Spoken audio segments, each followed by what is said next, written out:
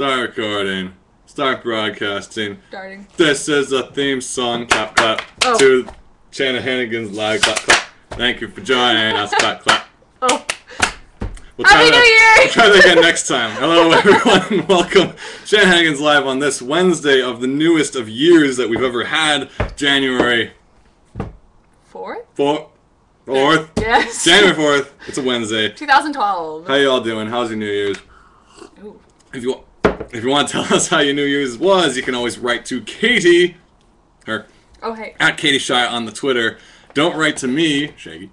But you can also go in the chat, which I'm going to pop out right now, and hopefully it will load. Joyous day. Hooray. New Year's is fun. Rebuttal.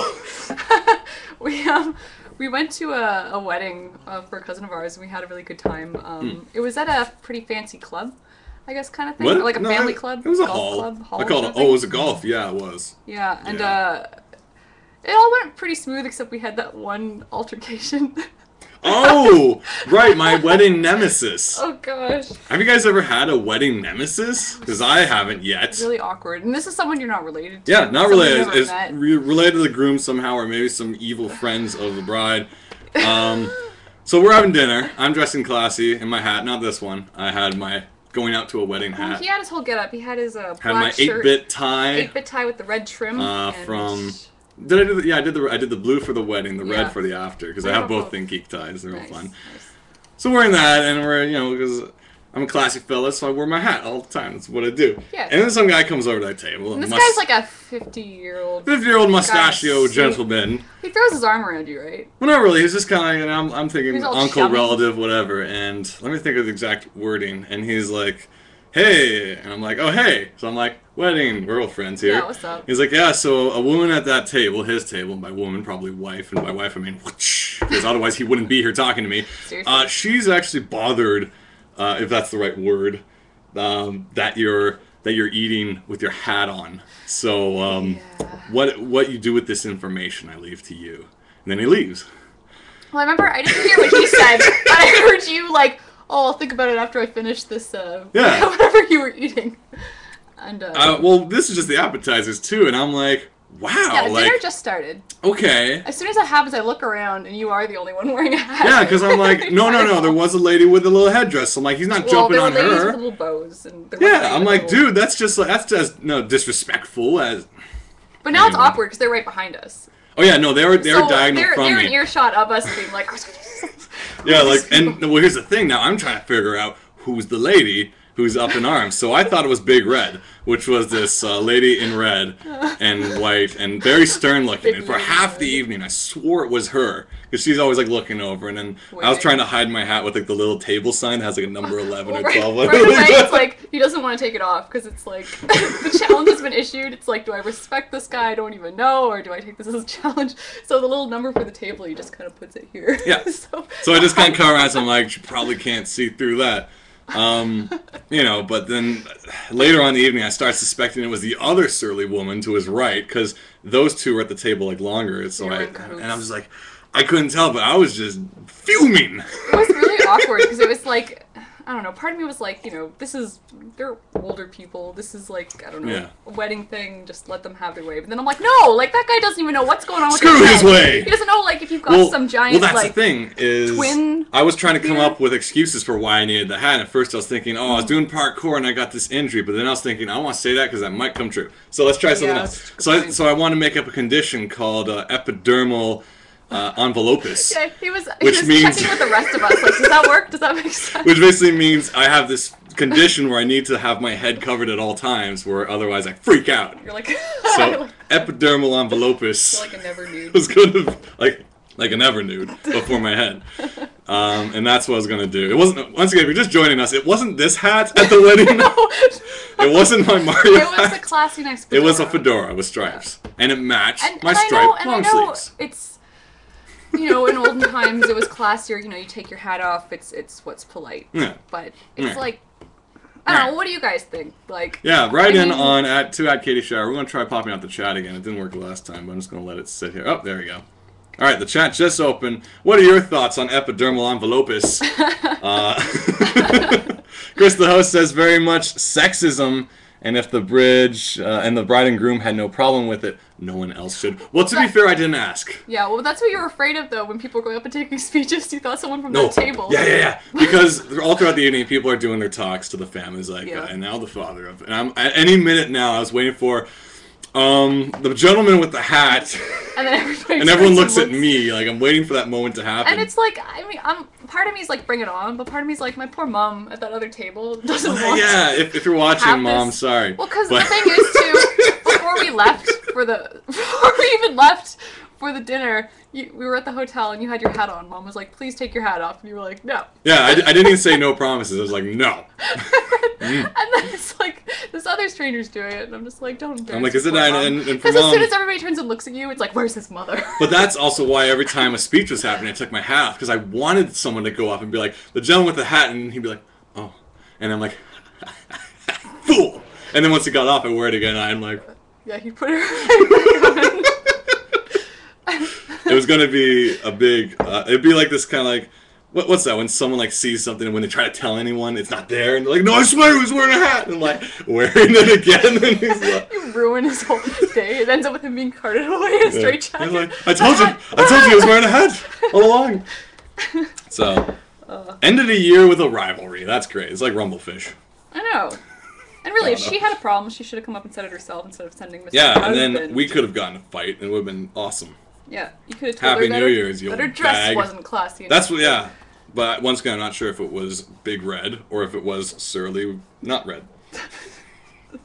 One of those two. But I was pretty sure that the conversation the whole evening was like, "Oh, hat guy, he's still wearing it." Yeah. Oh, he's having the second course. He's wearing that. Oh. He's still wearing that. Oh, he took it off for the speech, but he put it back on. You know what, though? Some people just love to complain about things, so you probably just gave them such a good time where they were just like, can you believe it? Chris, though, says, and Shaggy is just watching as the guy's carted away, wearing his hat, grinning evil as he shrieks that he was wearing a hat and still is. Pretty Shaggy much. versus Big Red. Fight, says Flex Fox. Yeah. Bring it on. Yeah. Oh, well. I had the hat off later anyway, just because, it's sweaty. You're dancing and drinking and running around. And I'm hoping they're not like, well, that's one for me. I know. Well, that's the thing. It's like, you just don't want them to win at that point. It's like, it doesn't matter if he's right. Yeah. At that point. It's like, the issue was challenged, and it's like... Well, here's the thing, like, I probably would have taken it off eventually at the table, but now it's like, He was probably, like, about to take it off, and then this guy shows up and says something, and it's like, no, now I'm gonna Now that there's it a on. precedent, I'm like, well... But at the end of the night, I want to leave the table and go, ma'am, and doff, so good. and walk away. Oh, well. And then we'll start the new year with bitterness, even though I ended it with it. Yeah. So that was my New Year's. Otherwise, how was yours? Because you were there and there. not having controversy. About the same. Danced a lot, ate a lot. True. Wore shoes that were too big, but... and by big, I mean, like, but it was fun. Met a guy who runs comic shops. That was cool. Yeah. That's good to know. Yeah, that was neat. And then I realized, like, that's why we were all sat together. I'm like, they themed us. They're like, the nerd table. That was actually the first time that's worked, because usually when I'm in the other table, it's I don't know, I mean, you get to talk to people, but it's like we all have nothing in common other than maybe we're at least not as close to everybody else, maybe, but... Yeah. Well, usually, like, the weird thing was, one of the more recent weddings I went to was for a high school friend, and I don't, like, he's, like, the only one I really still sort of kept in touch with since high school, and I'm seated with all these people from high school, because they had, like, the reunion table, and I'm just like, I have no idea who these people are. Half of them are married. What is going on? Oh, man. How do they know me still? Like, and they're like, oh, Shag. I'm like, oh, shit. I don't know you. Wow. I'm like, yeah, that time you were learning in school. Oh, man. We got a few things coming up on the chat, but let's quickly take a look at what Katie's up to, because this is an art show, by golly. Oh, man. A show of learning. I should probably... Switching over to Katie Cam, Boosh. I'm working on one of the Indiegogo commissions, but... Can you guess what it is?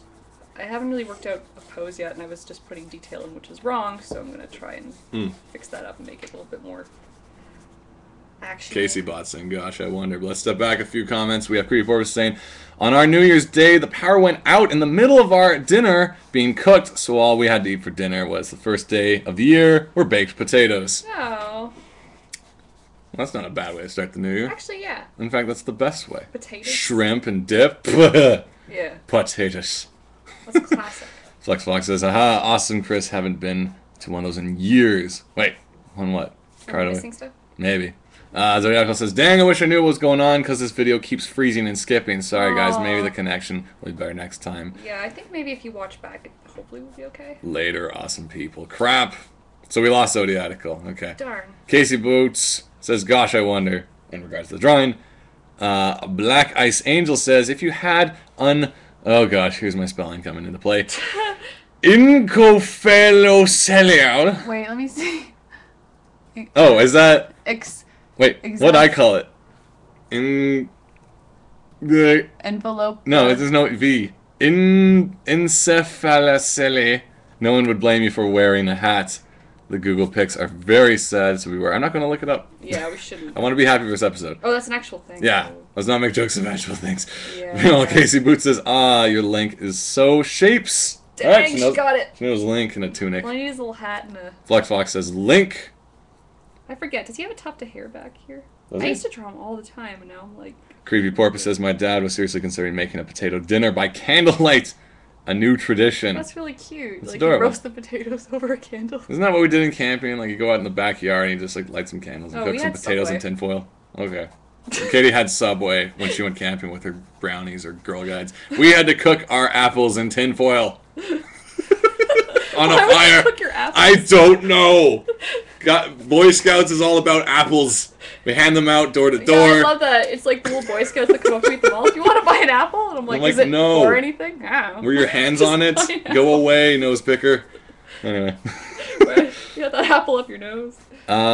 Chris the host saying LARP party shag. We had a LARP party for our New Year's. That's exciting. We'll talk about LARP in a bit because we always talk about LARP. Christoph says epidermal. Christoph says something. Black Eyes Angel says insaflacil. Yes. I don't know. Flux says the brown hair Link does, Katie.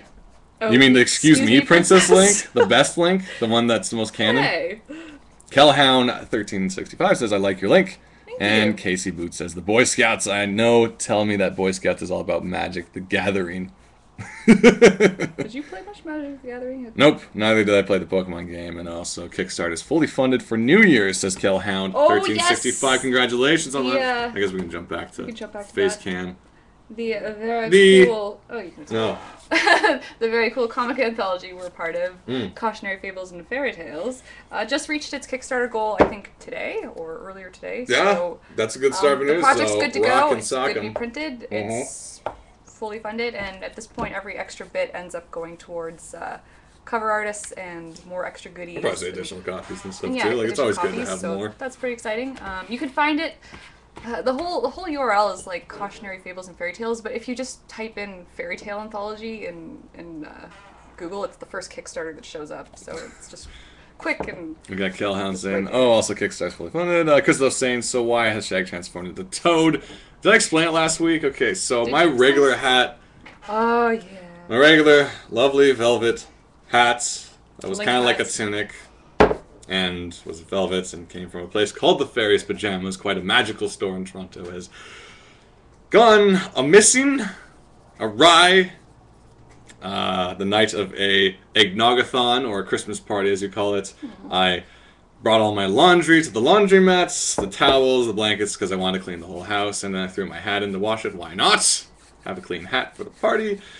Brought it all back, had the party, got back to put all the blankets and sheets and towels away, and the hat was not That's in the heartbreaking. pile. And I've come up with many theories of where the hat could be. Perhaps maybe it was left in the washing machine. Maybe it was left in the dryer. Maybe it fell on the ground when I took everything home. Maybe someone found it in their own laundry but kept it. Maybe someone did not return it. Maybe it was in the lost and found but someone else took it. It's just so many possibilities. And I went back to the store, but that was a 2008 model of hat, and they sent all of their stuff from that store to a Vancouver location because there's more hippies who were likely to wear that hat.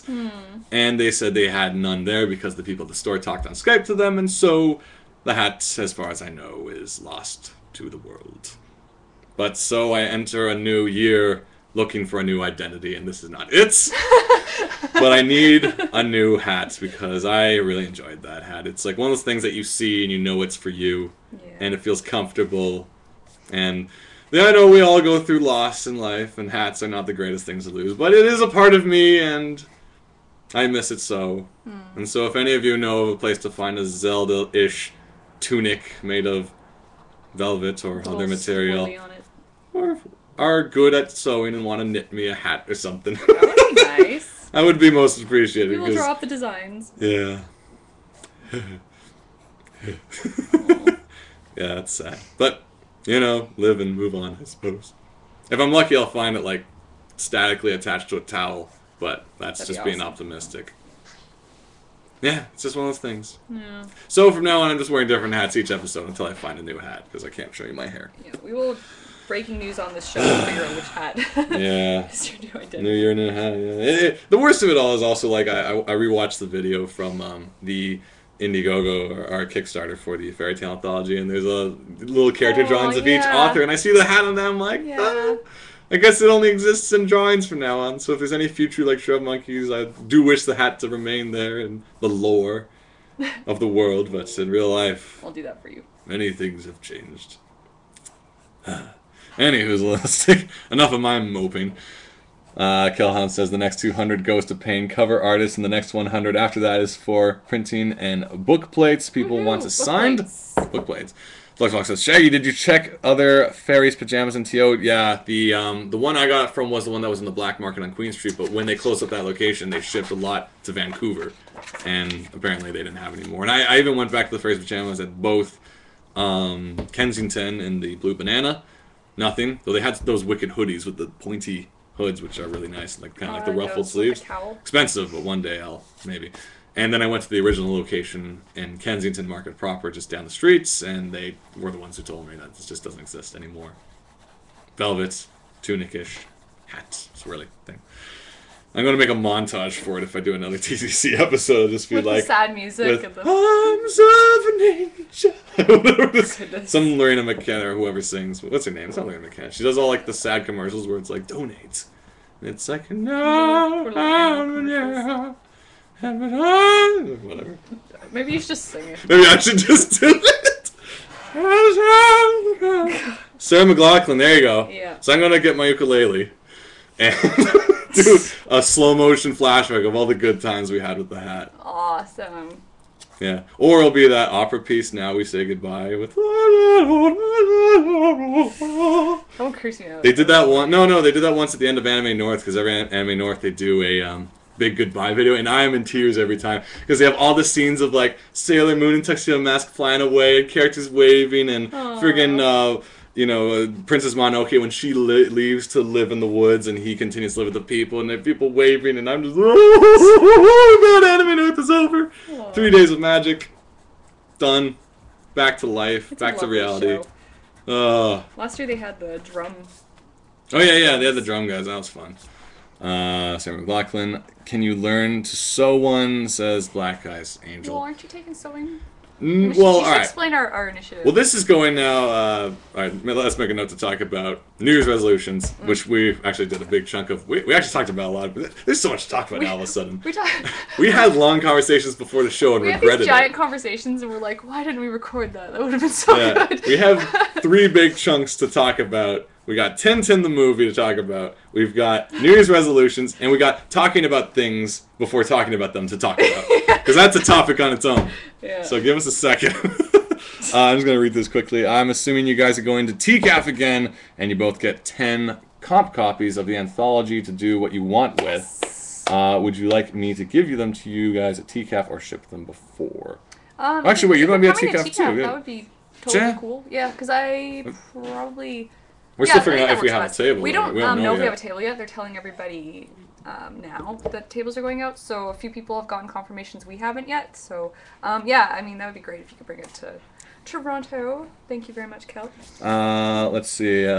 Creepy Porpoise says, you kind of sound like they used to make people sing in N64 games, like Malon said. Oh gosh.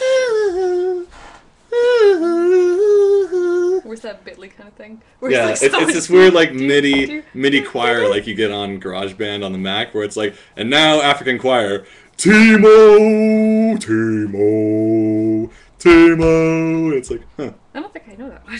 Yeah, it's a weird keyboard. But there's also like the angelic choir, where it's like, but it's just one MIDI human fake sound, kind of like the laugh from Kefka back in Final Fantasy VI, where it's but it's all like MIDI generated. It's not like actual vocals as far as I'm aware of. And it's classic. Casey Boots says talk about Tintin. We're getting there. There's so much to talk about. We'll have to give a forewarning just because there might be some spoilers. Kelhound says, oh, how is Tintin? We'll tell you. Haven't got confirmations either, so I'm just assuming about the friggin' things at the tables and the books and the givens and the... Yep. Hey. Fluxbox says, Shaggy, it should just be a cheesy montage video with Don't You Forget About Me by Simple Minds. How's that go? Can you sing it in text? Yeah, can you... Call in.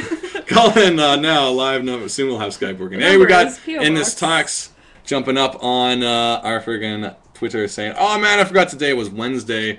I forget every day is Wednesday, so don't worry. I missed the beginning of the show. Well, that's why we record it. So. Yeah, so you can go back and watch it unless you're watching the Christmas special, which got ruined, and the best parts were missing. But hey, if you were there, it was a good show. Yeah, I think I got that elf around here somewhere. In the garden. Oh yeah. Well, where's Cleaver the elf? What? Not until next year. Okay, you'll get that if you saw the episode. Excited. Cleaver's not showing up. Let's jump back to Katie Cam for a bit because she's still drawing Lincoln. This is an art show first and foremost. So if you have art questions, is it an art show first? Yes, it is. It's not about my life. I thought it was a sibling rant show. Where we just complain about things. Where we're like, and then this guy says to me. How was Tintin? Confirmation in the way. So Tintin the movie, how was that? Says Chris the host. The little flourish, says Casey Botts. Kellen says, don't you. Don't you. What? Don't you. Are these like lyrics? Oh, wait, we got... Oh! Wait, I know this song, don't I? Wait, he said don't you forget about me, right? Oh, that's from Don't Breakfast you... Club. Yeah, what's wrong with me? How can I not? Simple Minds. That sounds like such a modern band. Yeah, I was thinking like... I was thinking of like Green Day. Simple Plan? Simple Plan? I was thinking Simple Plan. That's probably why. Thank you, man, there's a lot to read. Spoiler alert, Tintin travels around the world with the dog. No! And the captain. Why did you? Says Chris the host. Thank you, Chris. I'm sorry if you guys had to hear that. Kelhunt says, forget about me. Casey Bot says, no, no, no, no. Kelhunt says, that's how the song goes. Casey Bot says, is it no or don't? Don't, no, no. Good question. It's just like Hendrix. Is it excuse me while I kiss this guy, or is it kiss the sky? I don't know. You have to listen carefully. Excuse me while I kiss this guy. I like that one. Yeah, that's the song. Christos says, so wait, Shanahan's Live is going to do interviews now? Eventually. Once we get a better setup. We've got some people. I keep swearing I'm going to do a better setup, but we are going to sucker. We got a couple people we're going to sucker into coming over on the context guests. Of, oh, do you want to come over for some tea? And then, well, the camera's That's on. what I used to do for my podcast when I did it a lot more often. I think I came over once when I the first podcast I was on with you. Yeah. You just said, oh, come over for whatever. The first 10 episodes. And then suddenly there's this camera set up. Yeah, the first 10 episodes or so of talking to the camera. Check it out on it's a blogger account. Talking to the camera /blogger/ whatever the heck. The first like 10 episodes, so whenever I have a guest, you'd always hear like the door opening and people walking in, and I'm like, oh hey, want to sit down? And they're like, oh, what's this? I'm like, you're on a podcast. Or like I suckered Heather in really good to be on an episode where I'm like, oh hey, can you just test this microphone? I gotta test my levels. And she's like, oh, okay. And I'm like, oh, can you? You're on the episode. She's like, no. I'm like, I got you. And now you gotta stay in this room and have a conversation. Now we have to talk. So that was what we're going to do for this show. It's like, oh, you want to come upstairs for a second? They're like, what? It's like, but I thought this was a dinner party. Where's the dinner? Oh, it's upstairs. Creepy Boy says, I found a ton of really old Tintin books at one of my bookstores in my hometown. Creepy Boy says, I don't have the money to buy them, though. There was also a bunch of copies of Asterix. Library. Yeah. Libraries will have them. Flux Fox says, it's a trap. And Creepy Porpoise says, the mundane life of the Creepy Porpoise is I can't buy Tintin. The next chapter in the Legend of Creepy Porpoise. Quickly, Fluxbox, I just kind of ran into him earlier today, was cool enough to hook us up with an extra copy of The Legend of Zelda. This is a Skyward Sword, of course, so he's a little different. Oh. But basically, I had an extra copy and he told me that he didn't want it, and I'm like, sweet. but I don't have a Wii, so we're probably just going to throw it to Heather. But unfortunately, you need the Wii Motion Plus, so I might have to borrow that from David. And then we can enjoy it fun link times. So let's just drop that over to Katie. Oh, that was a cool Thank you for the copy. We will definitely... So it looks like it's fun. Like I like the art style of it, how it's not completely serious like... It's not completely serious like Twilight Princess, but it's also not as cartoony as Wind Waker, even though I really enjoyed Wind Waker. But it's kind of this neat mix of kind of, not necessarily cel-shaded, but they've learned from the sensibilities of the cel-shading. Because I still think Wind Waker is one of the most beautifully cel-shaded games next to Jet Set Radio. Like, it looks I really gorgeous. like the effects in it. You're on an island and there's leaves blowing and everything is so alive and breathing. Like, that's one of the best things about Wind Waker. It's just everything, when you find civilization, it works, you know. Some games are very stagnant when you get out there. Let's see. Casey Boots says, I started playing Skyward Sword this week. My arm hurts. Yeah. No problem, says Flex Fox. And Chris though says... You can't just relax with a Wii, you have to... Yeah, you gotta, like, lunge around. It's exhausting. Which is on OFF. You can have everybody with this one Popeye arm. Casey Bot says, word about Wind Waker. I. Like the letter I. Christoph says, now where the hell's my candy? Wait, did you do something that earned you? You and your whale do us a great service. Oh yeah, because Creepy Porpoise gives candy to all the good little boys and girls and stuff. Woo Zelda for the win from In This Talks. Haven't played it yet. I still haven't really started Twilight Princess, like, because every time I started it, the Wii broke. Oh yeah, we don't have a lot of luck with Wiis. When the Wii first came out, it was hot commodity that holiday season. Like, you could not find it anywhere. This is back... When did the Wii come out? 2007? 8? Something like that? It was a good while back. And our dad was just kind of like randomly... Every time he walked to Loblaws, they had a grocery store in Canada. Loblaws, they had a tech department where you get TVs and stupid Miley Cyrus radio that you can sing along with or something like that. I don't know. But they'd always be like, you guys got a Wii? And they're like, no. Okay. So, like, this got on for a few weeks. Then one day, randomly, he's like, you guys got a Wii? Just on the way out. And they're like, yeah. He's like, all right. So we bought a Wii, we brought it home. We're like, yeah. And it was actually really cool because the whole family got into it. I can switch over to Katie for a bit. Yeah, our grandma came over and played She played Wii Golf. Which was adorable. The whole family, we played Wii Tennis. Like, the Wii was genius for what it did because our folks don't play games, don't care about video games. Like, the most they ever played was You Don't Know Jack on PlayStation because I had that plus 3 controllers with the splitter. And that was the only gaming we had with our family. Then, the novelty wears off, and there you go. But then we got Twilight Princess, of course. And I first got it, and then the Wii started doing weird things. Like, the top left corner of the screen started pixelating, and then it started expanding. And then, like, we're like, dude, I don't know what's up with this. So we returned to Nintendo. They sent us back a replacement. And the system itself was fine, but the structure of it was there's a little flip-off area where you can plug in your GameCube controllers, and the hinges were broken. Oh, man. And I started Twilight Princess again with this system, and you couldn't transfer your save file. For some reason, it was locked to your Wii. You couldn't put it onto, like, an SD card.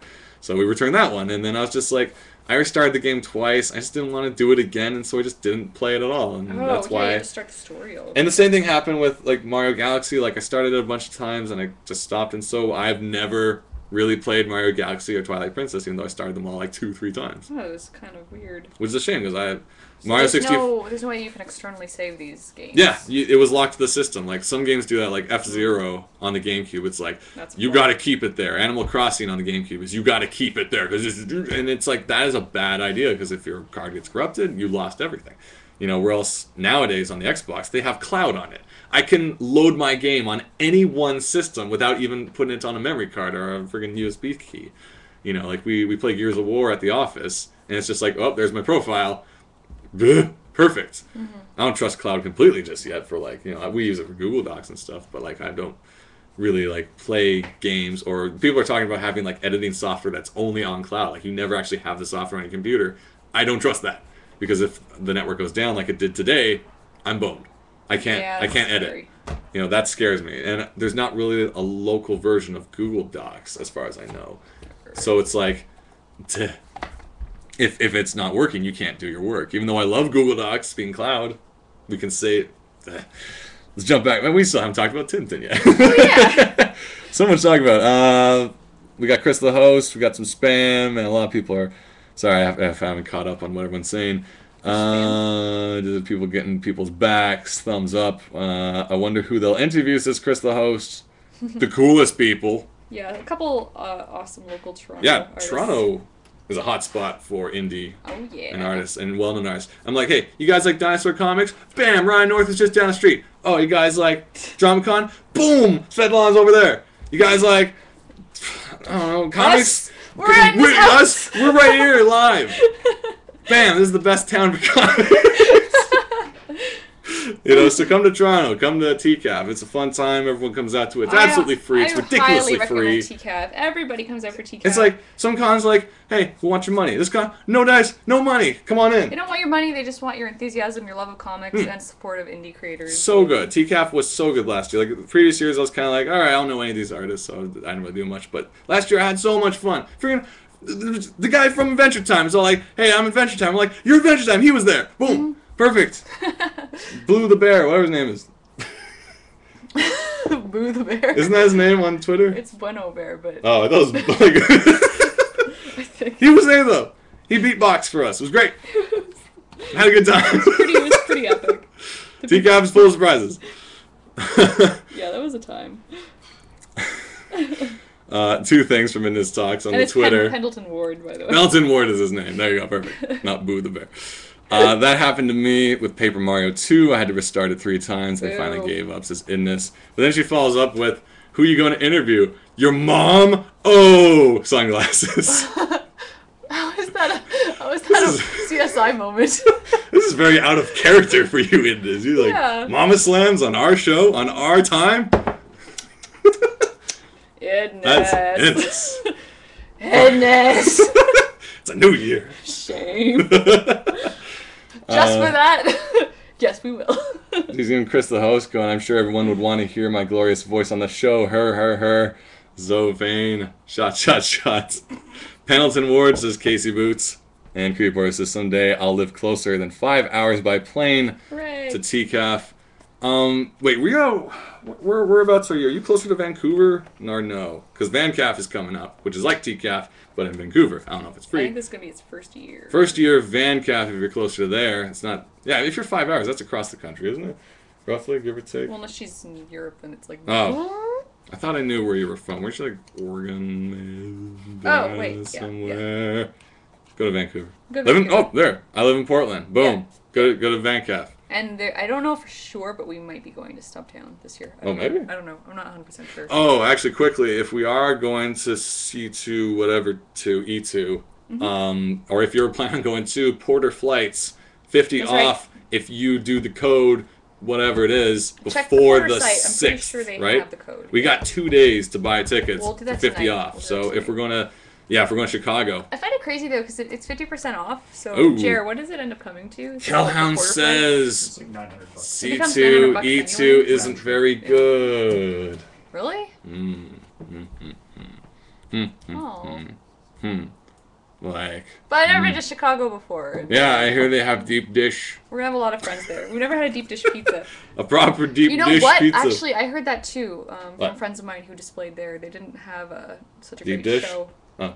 They had an excellent deep dish. Oh, well. I'm willing to throw $300 on a deep dish flight.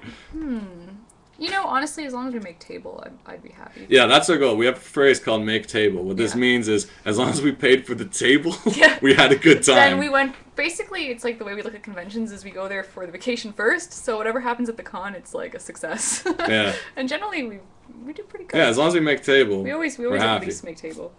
But if you don't, you fail. It's like a miserable vacation. No deep dish for you. Walk home. Chicago Alternate Comic Expo. Let's see. Sign up for cake. That's odd because a lot of people are like, you have to do C2E2. That's the big one. Well, Kellhound's saying it's very superheroes all the time. Oh, Sign up for cake. Chicago Alternate Comic Expo. I have heard about cake. Flexbox, let's go for the food. My phrase is make rent and profit. This is Kellhound. My phrase is make rent and profit. That's good. Well, it's basically table first, flight second. Yeah. Or a trip. If you can cover those, you're golden. But usually we just accept the flight because we're like, let's go to a city anyway. Yeah, we just go for the adventure. Yeah, but also we do want to make But now that we some actually have books, because before we used to go and just have art prints, so it's like, yeah, hey, you wouldn't want like here's some postcards, and then you cross the country being like $1 postcard. So like, hopefully now that we have an actual book. Yeah, and hopefully we'll be like, you guys, have you grown wary of superheroes? Hopefully now that we have a book. Oh yeah, we have this beautiful beast called Silly Kingdom, Alan Grimrickshaw's 211th birthday. A fine, if you're new to the show, a fine quality, delightful tale, which, if you've been following the tweets and the fan art, people are just gobbling it up. It's a jolly old time. Very, very, very sweet emails. Oh, it's been awesome. For lovely readers. So people are excited. So they want more stories, and we are going to deliver those new stories. I'm writing them. Katie's going to draw them probably. Taking a swing out of the park here, but I think Katie might draw one of them. We'll see. If she's happy.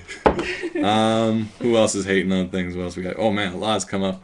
Go to Cake. Cake is in June 16th to 17th. That's the cake dates. Casey Boots says thanks about the cake dates. Creepy Barb says I came back. All these chats are bouncing my chat scroll up. No, stop bouncing up. I'm gonna put a sing in the fire here. Let's jump back to Katie Cam while I'm doing this, and then we'll jump to Tintin talk. Oh, sweet. He came over. I was upstairs working, and he got into this giant Tintin rant. With, I threw it down. with the stairs. And I just had to come down and listen. I was like, stop talking, put it on the show. Yeah, save it for the show. I came back from my parents' house the day before, says Creepy Porpoise. My book was delivered to my parents' house, all because the day I left was a federal holiday. I usually go to Wizard World in Chicago in August, but I'll be getting, but it is getting worse and worse, so now I have to wait. Wait, Wizard's getting worse and worse? Or? Wizard is pretty, like, superhero comic book. Yeah, like I wasn't... Alright, well, Kellen says, but I did better at Anime Central than C2E2, and Cake is brand new, so I'm testing it out this year. Cake is new? Okay. Yeah. That is, I never really thought about what... Yeah, I just heard C2E2, and then... Wait, no one said why go to C2? They just said C2E2. said that's the one to go to, so I said, okay, and then a friend of mine has a table, and she was like, hey, you want to join me? And I was like, yeah, let's do it. Blue Genius... Oh yeah, well yeah, Jean's gonna be up this way, I mean, so she's like halfway up the country, if not more. So and, like and that almost makes it, you know. Honestly, if it's not a big success, we're gonna eat some pizza. We're gonna have some fun. Eat our what was it? Our pride in a deep dish. Yeah, they'll find us hiding our tears in a deep dish pizza. Yeah, it'll be a classy old time. Creepy Boards came back from all the chat keeps jumping everything up whenever there's a new chat, and my bar just I'm gonna hold it down here. Okay. They say C2E2 because the alternative are Anime Expo and Wizard World. I got my book, but hopefully Cake will be good because there's lots of indie comics in the Chicago area. Well, I know I'm gonna bring my Power Girl fan arts. Those tend to sound really good. Let's dish out all the superhero stuff we have. Yeah. Do it quick, make a Catwoman something or other. I don't care. Do quick. Dark Knight Rising, quick. Bane. Oh gosh. Do Bane. What's popular right now? Bane plushies, go. Go. We'll have the cutest, snuggly Bane plushies there are. Never was. It'll be like Chibi Bane, like breaking Chibi Batman's back. That'd be so cute. And you have like a little bones sticking out. Oh, I want like, that. Little fleshy Bane some little, break. Like, cute, like, thing. Wait, is it? Oh, and he'd be like, lol. I want that now. And then in bubble letters, what is it? When Gotham is in ashes, I will give you permission to die. Yeah. Smiley face. Yay! Wink. Wink. Lol. Lol. Joking. I'm liking it. Endless Sky says we bought your Power Girl print at Stumptown, Katie. It's adorable. Sweet. There you go. I had a lot of fun with that one. I still need to pick up the. I love. Amanda Connor did a run of Power Girl, and I really, really enjoy her style. And I went to go pick up some at the Silver Snail. I was like, I'm gonna pick up back issues. Like I never buy single issue tiny comics anymore. Like, oh hell no. Usually we get the big books. I have no idea where to put And I was like, yeah, and I opened up the bin, it's like number 20, and I was like, oh man, I don't even know where to find the earlier ones. And there's so many. I would love it if there was a graphic novel of that out there. Or a collection. Says, me too. I met her at Comic-Con. She was so nice. She's really sweet. She came with Jimmy Palmiotti, the writer, her hubby writer, came out to a comic camp I went to last October. last October, and it was she brought a bunch of originals, and she was really sweet, and her drawings are so good. Before says I had a hard time choosing between that one and Sailor Moon, but Sailor Moon 1 counts as Amanda Connor is great, and this guy is Amanda Connor. That is. She's definitely like a big influence. Here's a throwback to the past. Not cute. I can segue this into Tintin. Don't worry. Ah, I was at the Beguiling, and they had on the shelf of old comics Action Girl. Wait, was that the old? Kind of the old kind of pilot suit outfit with the buttons, and she had blonde hair. It was like girl-friendly comics. Yeah, it was right? a girl-friendly anthology single-issue comics, which had the works of Blue Sunday. What's her name? Shanna. Oh gosh. If you ever read, her name? It was Plexton Major. I think Oni Press distributed, but it was called Blue Monday. Sorry, Blue Monday. Blue Monday. I loved her style, so and I still do. She had a comic in it, but she also had Blue Monday and that weird scooter. She was scooter my story. favorite. I think she was. I loved her work, but it was just interesting to see them all on the rack again. I'm like, Action Girl. I think her name is Shanna Cluxton Major. I could be totally pronouncing this wrong, but like she had that really great cartoony. A bit of an anime influence, but still the indie kind of. The humor was really funny too. Yeah, the very kind of the indie kind of heavy ink work you see out in a lot of. That takes me right back. Oni Press, but like it was. I only really remember one story from Action Girl though, where it was like, the girl is at the date with the guy, and she's like, "Oh, I have to go to the restroom," and she goes in like to freshen up, but then like the staircase opens up, and there's like the big secret girl headquarters downstairs where they're like analyzing how the date is going and what she should say next, and she goes back up, and then it's like, "Oh, let's go out again," and then he goes on his watch and he's talking to the guy secret. He's like, "Mission accomplished" or something like that. It's like dun dun da. There's some really funny stories. It was interesting. It was like a monthly anthology single issue that had like a bunch of different stories in it. So super awesome. Girl friendly.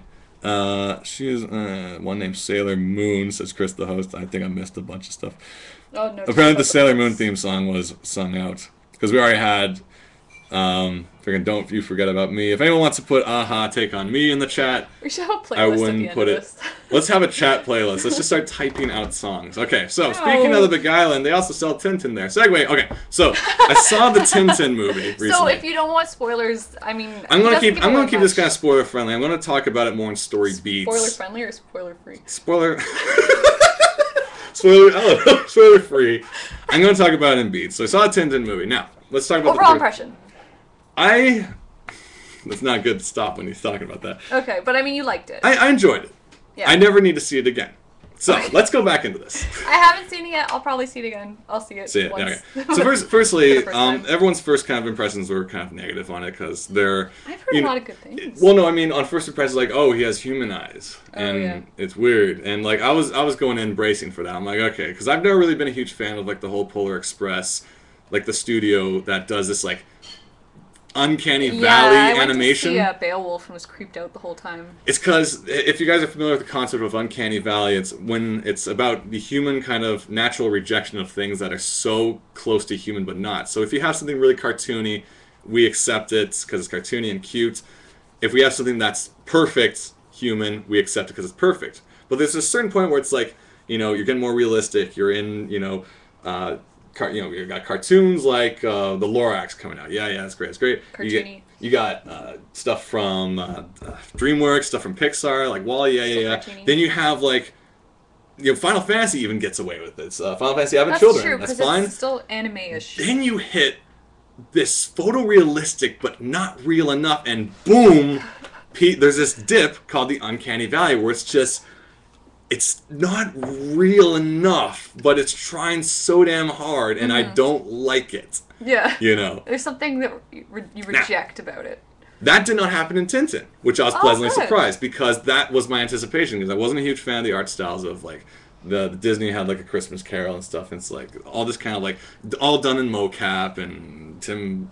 What's his name is jumping around. Not Tom Hanks is like jumping around. He's a great actor wearing costumes. Tom Hanks is the go-to guy for motion capture. Whatever.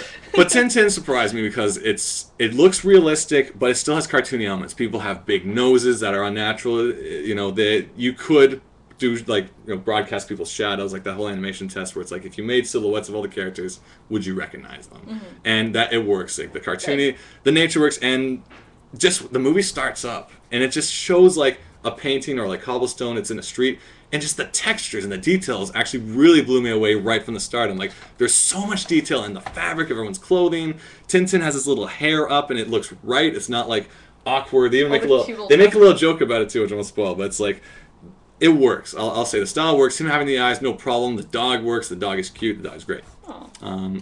Now, here's where things get interesting. The problem with Tintin, though, is because everything is so quasi-real or pretty damn close, and I accept it, there's certain rules that come along with it. Because when you have something that's human enough, you expect human, rules of like gravity and physics and bodily harm. So, this is really important that I say this, because... I was going to say, it reminds me of the first tests we saw way back in the day with the cop characters fumbling around and falling down a set of stairs. Yeah. So here's the thing, because something is so realistic, it's like, what are the cartoon limitations of these characters? So, like as you say in the test, the bumbling cops fall down the stairs. Yeah. And I was like, Jesus Christ, is he really alright? painful. Like, it looks really bad. He fell backwards. I'm like, God, how old is he? His back? But it's like, it's comedy. It's like, I'm like, oh, okay. Like, it's there for the laugh, but I guess that was a joke, but that looked really dangerous because I'm accepting that as real. So real, yeah. Now, okay, this is slightly spoilerish. It's not too spoilerish, but this is actually important to what I was really talking about with Jerry about what didn't work for this movie. Because, once again, I've accepted the reality. Like, Tintin dodges cars and stuff because it's dangerous. If you're going to get hit by a car, he's going to get hurt.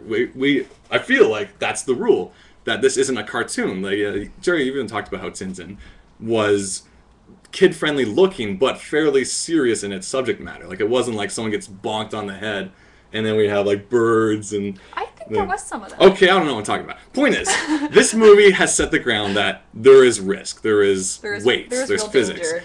And there's a scene where they crash a plane in the desert. You've probably seen some scenes of it, and Tintin is unconscious. So all right now, a character being unconscious is a very human trait. And he's kind of sliding towards the propeller. And the dog's like pulling him back. I'm like, Jesus Christ, he's going to get chopped up. And as we say, like in a Tex Avery animation, he probably would get chopped up and the little pieces would walk away. And it would be funny. And it's ha ha ha. But this is serious danger. I'm like, good Lord, Tintin's going to die. The music's showing that it's dangerous. Music's showing it's dangerous. This whole movie, he's been dodging bullets and like risk drowning and stuff. I'm like, he's going to die. And then Haddock, the captain, is in like a parachute. He's trying to save him. And it's like, oh, he keeps missing. He finally lands right near the blade. I'm like, good guy's going to get cut up and things like that. And I forget if he pushed him off, but eventually Haddock's parachute gets caught in the blade. I'm like, oh my God, Haddock's going to die. And then he gets whipped around the blade because he's tied to it, and he goes, and he flies off. So he gets sucked into the propeller. Basically, his parachute that he's attached to gets caught in the blade, and you've seen many villains die like this, and he goes, like he goes around comically, and then lands in the sand. And I'm like Syndrome dies that way. Yeah, and I'm just like, what just happened? Like, all of a sudden, Tintin was not in risk anymore because it's cartoony and funny.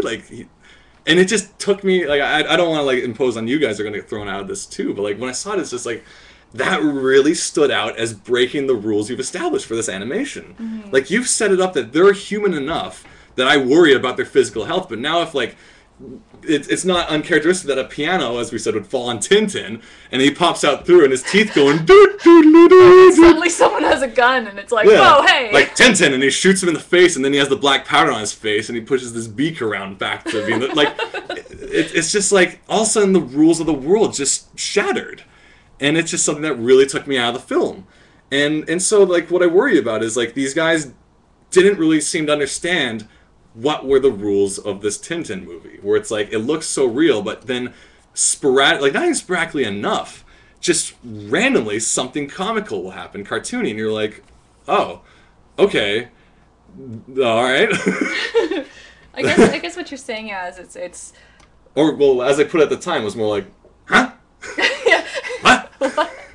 Like that? It's like, was it more important to have a laugh in this scene or to maintain that there was an element of this certain reality you've set up that this is a dangerous situation? Because it's like, if Tintin was just going to get spun around in the... Yeah, like, the one thing, like, it's like if Tintin was on a conveyor belt and there's a smasher, and he's like, Jesus, friggin' Snowy, bite me off of this thing, and then he bites him off and rolls off, and then Haddock's like, that looks fun! And he just gets smashed, and he goes, whoop, whoop, whoop, whoop. It's like, well, is he the cartoon? Maybe Tintin doesn't want to get turned into a pancake. Maybe that's like a real world concern for him. And I'm just like... I mean, I'd be scared if I had a partner who was more cartoony. And then, like, I don't know the situation. Well, then all of a sudden it's Roger Rabbit, and he starts walking around like Doom, and he's like... It's like, what is going on? And I don't know, it was a real strange, and it like it didn't ruin the movie for me because later on there's a lot of like impossible stuff that happens. There's an amazing set piece near the end that's a big. I think it's a single camera take. Like they did it all in one kind of animation sequence. Like if you watch, I think it's called Ong Bak with Elephants. Was that movie where he's talking about? Is that movie where The Tony Jaa? Yeah, The Protector, and it's a one take where he fights everyone in a tower like it's a beat 'em up game. They do that kind of thing. Oh where it's all going up a set of stairs. Yeah, it's a brilliantly well directed sequence. It's amazing, and they do like a one take kind of thing in Tintin. Like it's not real actors, but still, it's one sequence of them trying to like grab some pieces of paper from a bird.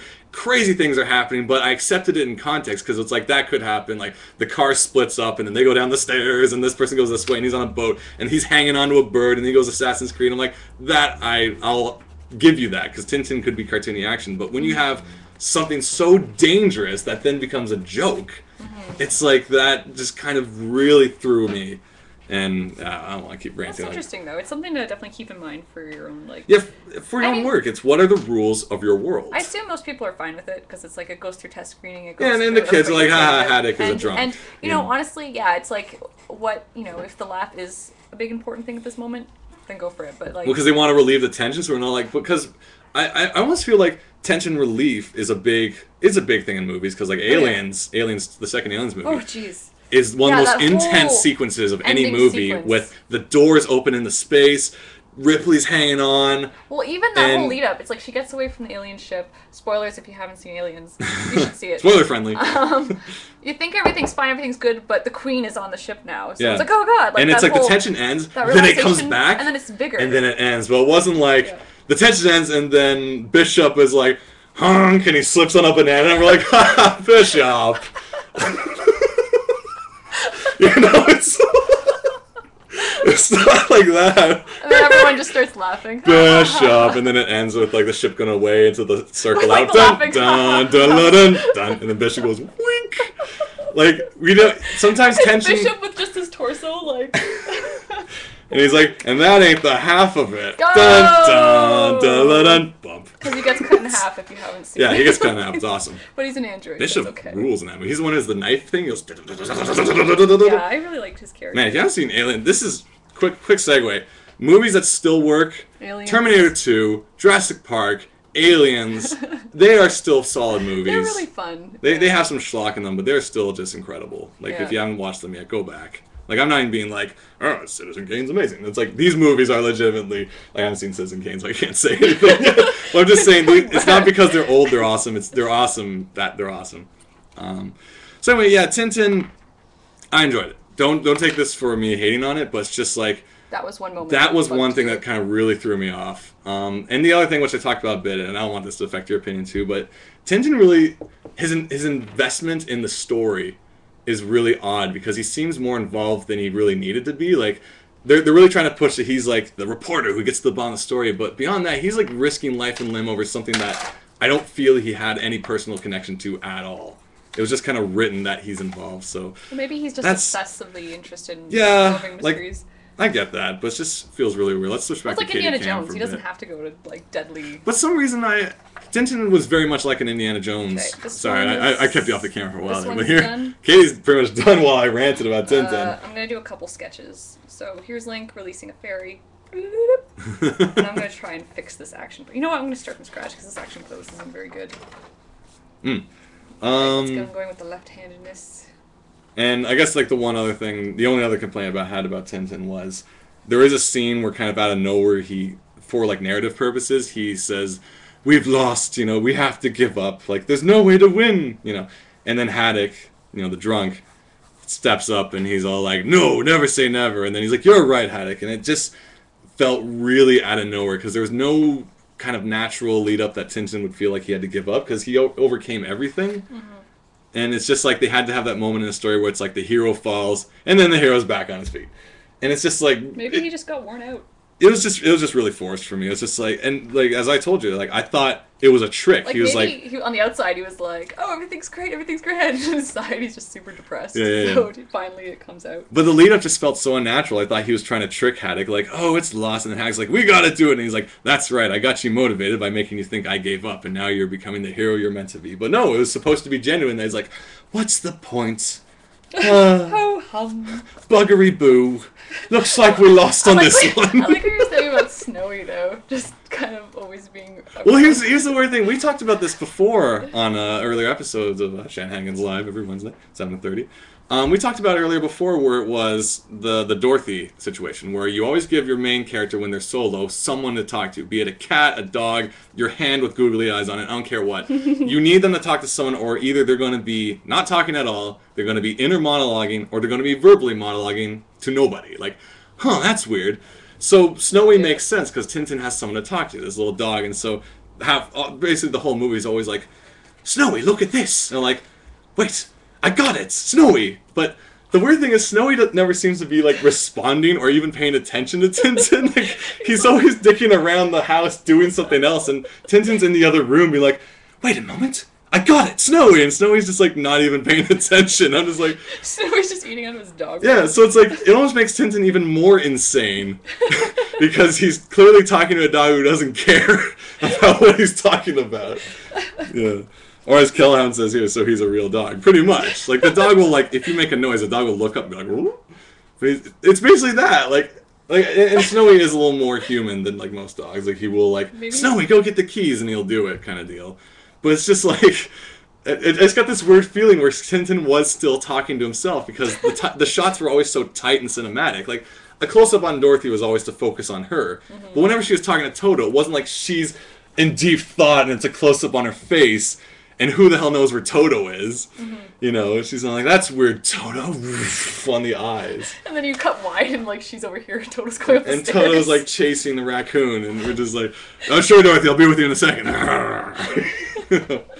But overall, Tintin, really well done. Voice acting, really enjoyable. The two guys, Frost and, Simon Pegg. Right? Simon Pegg is Tintin? No, he was the bumbling cops. Oh, okay. Steve and Nick Frost. The guys from Shaun of the Dead. They were the cops. So they worked. Voices were great. The villain was a little...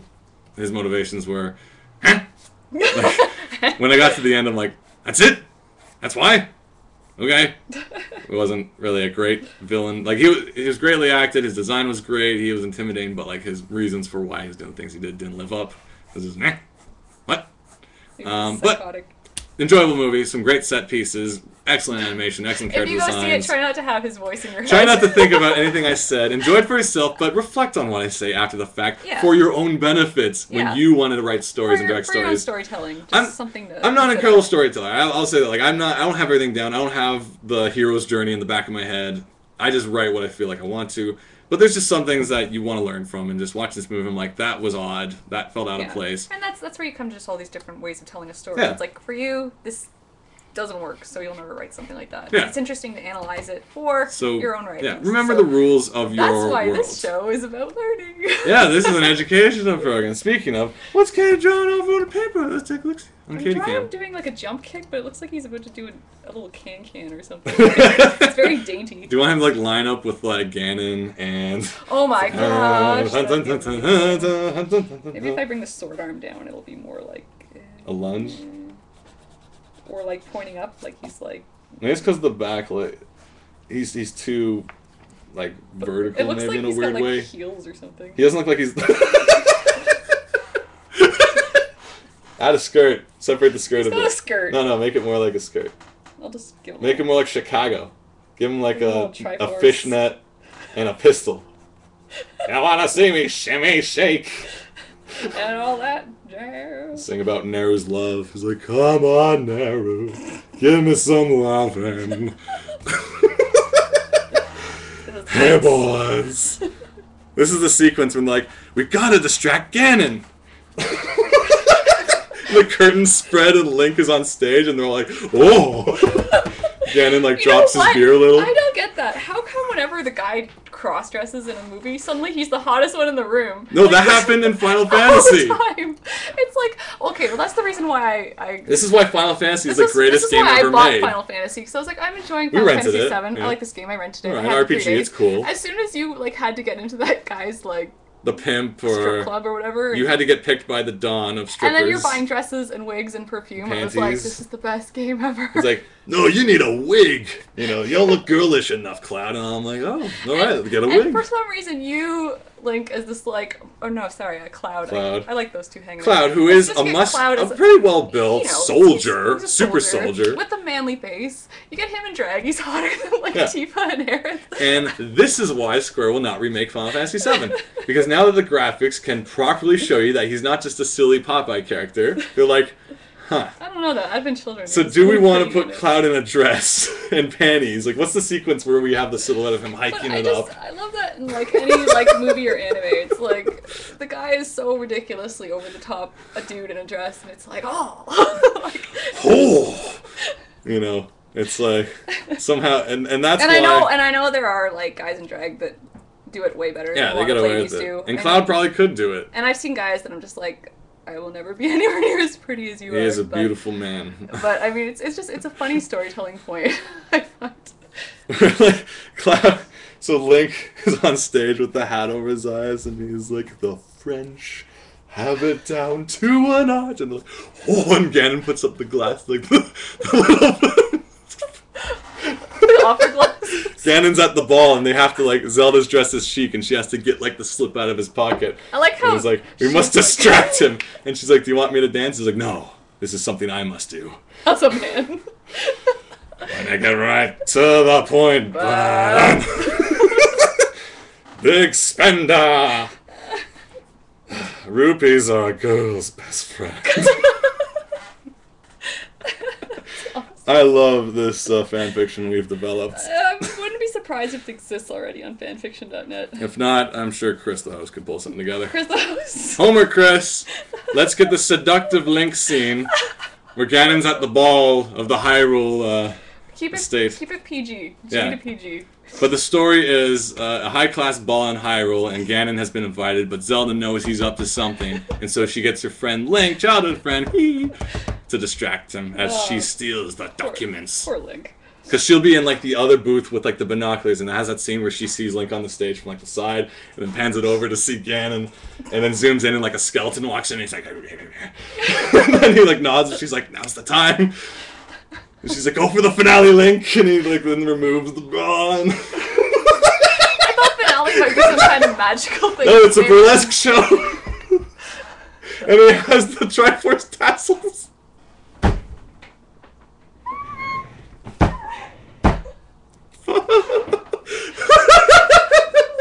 So, Chris the host. So Nintendo's not going to endorse this. I don't think I can. Yeah, you know what? Yeah. Okay, so that's a good story. I like this story. I like where this is going. Copy! Print. And now that Nintendo has made the official Zelda timeline, we could probably fit this somewhere in between Oracle of Ages and... no, Minish Cap, there you go.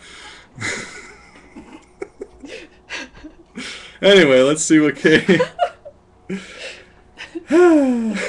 Let's read some of these comments. I think I might do a new Let's switch over to see how Katie finished this wonderful drawing. Is it done? I don't know if I'm going to hand this one. Oh, there's the fishnets. Here, let me see if I can... Oh, he's got the heavy... He's got the angry eyes. And the sweet boots.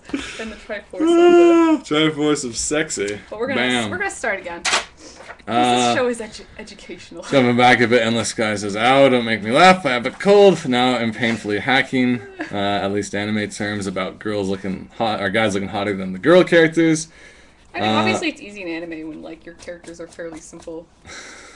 Chris the host says, hey, it's Katie. It's been an hour. What about being short? Well, just teasing, by the way. Creepy Corp says, no, don't tell them that. Every time I'm like, it's going to be a 15-minute show because I have storyboard deadlines. And then we get so carried away. And then we get angry about Tintin, and who knows where we go. Flux Fox says, I'm dying now. So much laughing. Chris goes, damn it. Kelhound today I found an archive of our own. Archive. Ooh, archive. Ooh, secrets. Secrets. Damn it, all these new chats are bouncing me back up. Let's see. Please do this, says White Chocolate Moose. Chris O says, they got me with homework. Always. You can't get away, Chris. Yeah. You know, you come here expecting you're not going to work for your fun. Nah, that's not how the world works. Chris O says, so you want Yowie going on here? It's not technically Yowie if, he's not going to mount Ganon. Oh, God. This isn't like a private strip, unless he's... It doesn't go past the stage. Unless he goes to one of the Hyrule Guards and is like, I'd like to see her after the show. Anyways, yes. And she's like, because she's like, he didn't have the keys in his pocket, it's somewhere else. And so when he takes off his cloak, anyway. Oh gosh, that's getting steamier. Yeah, G-rated. Any hoozle. Well, now we just went to PG-13 because our new generations are accepting of many things. So let's see. Description was pretty priceless. Endless Guy says, "I will draw it, not Yowie." Face. Please draw it. I did not read the chat before I said that. Please draw it. We would love some fan art. Of Link on... Where is this stage and who let him on it? I don't know. It's like Zelda's throwing the show. It's like she's just trying to get him in drag. Well, the king is hosting, so somehow she got him into the... Like, maybe there was like... Is there a king? No, there was like a Gerudo strip or something like backstage, and then Zelda conks her out, and we just see the legs dragging, and then Link comes on instead. In a Gerudo costume? In a Gerudo costume. Alright. See, this is called plot development. Then we need the scene where Link says, "We've lost. We can't go any further." And then Zelda's like, "Chin up!" And he's like, "Okay." She just yells at him. "Thanks for inspiring me. I just went on my The story's called Zelda, not Link. Legend of me!" I want that on the cover. Just like she's just like, Legend of me! And Link's just in the corner like, okay. I find it like she's probably got so many amazing things happening to her, like the adventures she's going on during the whole story, but like it's like, no, let's focus on the dude. And she's like, but it's the Zelda adventure. Yeah. I'm doing so many amazing things. When I was Tetra, I was cool. Then I got a dress, and then I was frozen. Yeah. Boo. Let's see. Hey, for the sake of fan art, what would you say the princess's two most favorite animals are? The princess? Wait, our princess or is the princess? Silly Kingdom princess, yeah. Oh, what is she like? Something. Oh, badgers. That's interesting because this is all that whole character development thing. It's like you put your character in a room and there's a chair. What do? It's like, do they sit? Do they stare at it? Do they kick it? So Princess walks into a petting farm. What animal does she gravitate towards? Well, okay, the official animal of the kingdom is a llama. Yeah, we haven't actually talked about that much yet, but their official mount are llamas. Their kingdom is a very rural agricultural if you were playing Settlers of Catan, they're like the wheat kingdom. Yeah, they do wheat, and they have llamas. So, I mean, probably like a baby llama would be her baby llama. What would the other one be? So baby llama. And a chicken. Represents strength. She's pretty, like, she's pretty just, she'll go around and help out. And... Yeah, so... Yeah, like llama for sure. We haven't really... I guess like the more... Because we haven't really talked about the environment as much. There are some stuff about... there's some silly stories coming. Kisso says, if I keep writing this stuff, I better get an interview. This stuff ain't free. Just kidding. Well, I thought they were the Yam Kingdom. No, our show is the Yam Kingdom. This is the Yam Kingdom. You're on the Yam Hour. You thought you were watching Shenanigans live, but we fooled you. Oh, here we go from In This Talks. He removes the bras right when my sister walked in the door. What were you reading out loud? No, I was yelling it out loud. Oh. Remember? Sorry, and this is No, but that's the eternal law. Family always walks in whenever the most questionable part of any show happens. My mom, our mom, has this weird radar where whenever we were watching Ranma 1/2, which anime. is and it's an anime about a guy who transforms into a girl whenever he gets splashed with water because of a curse. But it's a comedy. It's not like a sexual thing. It's a comedy, a silly thing, but he'll usually be topless and he turns into this very well-endowed female. And like whenever that happens, my mom will just walk right into the room to ask us something, and then there's this. Or whenever there's a hot spring scene in any anime, or whenever there is any bare-chested or someone ladies, walks into someone changing, or and some it's guy comedy. accidentally falling on a woman. And it's never like a sexual thing. It's a comedic thing. It's something silly that eventually the girl's gonna punch him or something. But our mom just has this innate timing that she walks in whenever. Hey, what is going on? And we're like, every no, time. it's not Every what time. like, I don't know how many times we've been like, it's not what it looks like. There's half an hour led up to this, and nothing was. If you came in like 2 minutes before or after. Let's see. Not the ham hour. Not the ham hour. And Crystal says, "Oh my God, we're breaking the fourth wall. Breaking the fourth wall." The ham hour. Bah. What are you drawing here now? Like an actual Link? No, I'm trying to. Oh, you mean that wasn't an actual? No, I wouldn't mind if you did it. So let's jump over to Katie Cam. Yeah, I see. The problem with this drawing is I didn't put. Drawing people out there where it's like you start kind of putting details in, you haven't really set a good foundation yet, and you're trying to save it, and it's almost like there's no point. You gotta just kind of. Start I thought you tore it in half. Like, I did. It's over. Oh, you did? Yeah. I thought you tore it off the paper. Let's see that again. I tore it in half. What? Oh. this one just isn't working. Nope. Sometimes you Start just gotta again. tear it in half. Yeah, it's better to start again than try forever to keep saving a drawing that's not working. Casey Boots' details are the fun part. I always jump in too quick. Details in drawing, or? Yeah, I had that problem too, but I mean, honestly, you want to make sure your groundwork works best, because it's... What did they used to tell me in animation school? It's like a crappy cake. I mean, you can't just put icing on a garbage cake. You gotta garbage sounds so mean. You know, you want to make sure the cake is good, and then you put the icing on top. But if the cake's like, meh, then why are you putting all the work into the icing? Killhound asks, where do you go to school? I used to go to Sheridan College for Animation in Oakville, Ontario. So that was a little while ago. That was a while back, wasn't it? Yeah, I graduated in 2005, I guess. Yeah, it was a 3-year classical animation program where we focused on animation, storyboards, backgrounds, filmmaking, not too much writing, but just all the process of... Wait, did you say acting was a part of that? Or? We did have an acting class in 3rd year, which I had so much fun with because I'd never taken drama. In high school, you can only take one elective, and so I chose art. Well, the thing is, animators should be actors. Well, yeah, I mean, and some people, you know, and not always, because, like, some guys are really shy, and, like, they won't run around in front of a camera, but they'll make beautiful acting with their characters. But, I mean, generally, an acting class can't hurt at all. Was the example from that Finding Nemo thing we saw? Or the Finding... like, acting was really important to the scene after the keep swimming sequence with all the fish in the net, and he finds Nemo lying on the ground. When Nemo gets crushed by the net, and he's hurt, and then everything's okay... And you're like, oh, it's a sense of relief. And then his father fish, Marlin, is talking to him about sea turtles. The original, I guess, way it was animated was like Nemo's just kind of lying there dead on the ground. Like, he's alive, but he doesn't have much he wasn't looking at acting. anything. He's just kind of like, you saw turtles, Dad?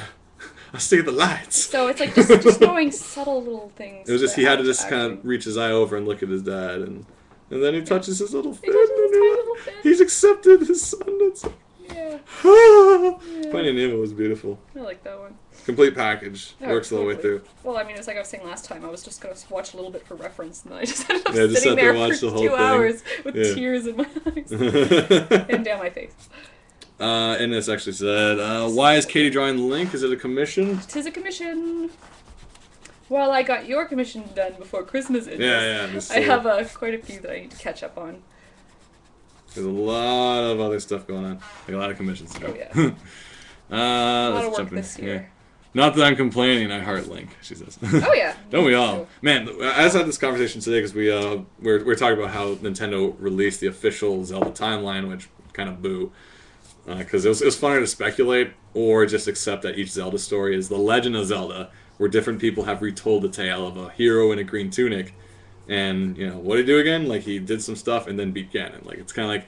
I always thought it was kind of cool that Zelda was just, like, the retelling of the legend in different ways, how people interpret stories. Oh, I never thought of it like that. Because there's similar themes. There's bombs, and there's fighting Ganon, and there's unlocking puzzles and chickens. So it's kind of like...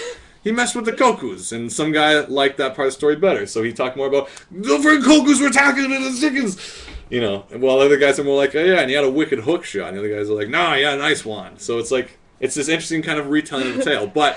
I say he dressed in dragon when he went on stage and performed his damnedest. I was there. Pretty sure that was him. It was sexy. It was my favorite version of the story. Now that's what I call a hero of time. Now that's a legend. Oi. Oi. But Nintendo, and a lot of people had speculation, and if you follow game trailers a while back, during their... Zelda retrospective, the very last episode was, we're going to try to make a timeline. And it was really fun, because it's like, okay, so Minish Cap was the very first thing that happened chronologically was the opening sequence of Ocarina, where like the 3 gods came from the sky, Naru, Din, and whoever else, and they created the earth and all that stuff. No one ever likes that third Then story. A story of, what was his name? It was a warrior who wasn't green, but he wasn't Link. And then after that came Minish Cap, because the Minish created the sword, and then the Four Sword was in that, and following that was 4 Swords, and then that leads to Ocarina of Time, which then creates a split timeline, because there's 2 endings to Ocarina of Time. There's the reality where Link defeats Ganon, and then, so Link grows up, you know, he's old, the world is, Hyrule's screwed. When you say old, Link, 17. Well, yeah, he's older. Link defeats Ganon, locks him away, and then Zelda sends him back as a child. So that reality still exists, where there's a screwed up world with no Link and Ganon's locked away. Then there's another reality where Link was a child again, grew up with Zelda, said Ganon's bad, people locked him up, and then Majora's Mask follows that. Supposedly after the alternative ending, where there's no Link, the world got flooded eventually, and then it's Wind Waker. And these are theories, and it's fun. But then Nintendo released an official one where there was a third reality, and that one was like, apparently, either Link didn't win, or supposedly after Majora's Mask, Link was still sad that he didn't have Navi, and he got lost in the woods and became a Skull Kid. That's really sad. And the supposed backup for this is in Twilight Princess, you meet an old warrior, or like a ghost of a great warrior from 100 years ago in the Lost Woods, who says he got lost, and people are suggesting that was Link from Ocarina of Time, Majora's Mask. And my friend of mine is actually throwing out that theory because he's like, no, Link isn't stupid enough to get lost in the Lost Woods without bringing a fairy bottle or whatever. And so make it what you will. It's fun that some of the stories link together. Like, I like the split timeline theory. Then that the character in Twilight Princess isn't Link?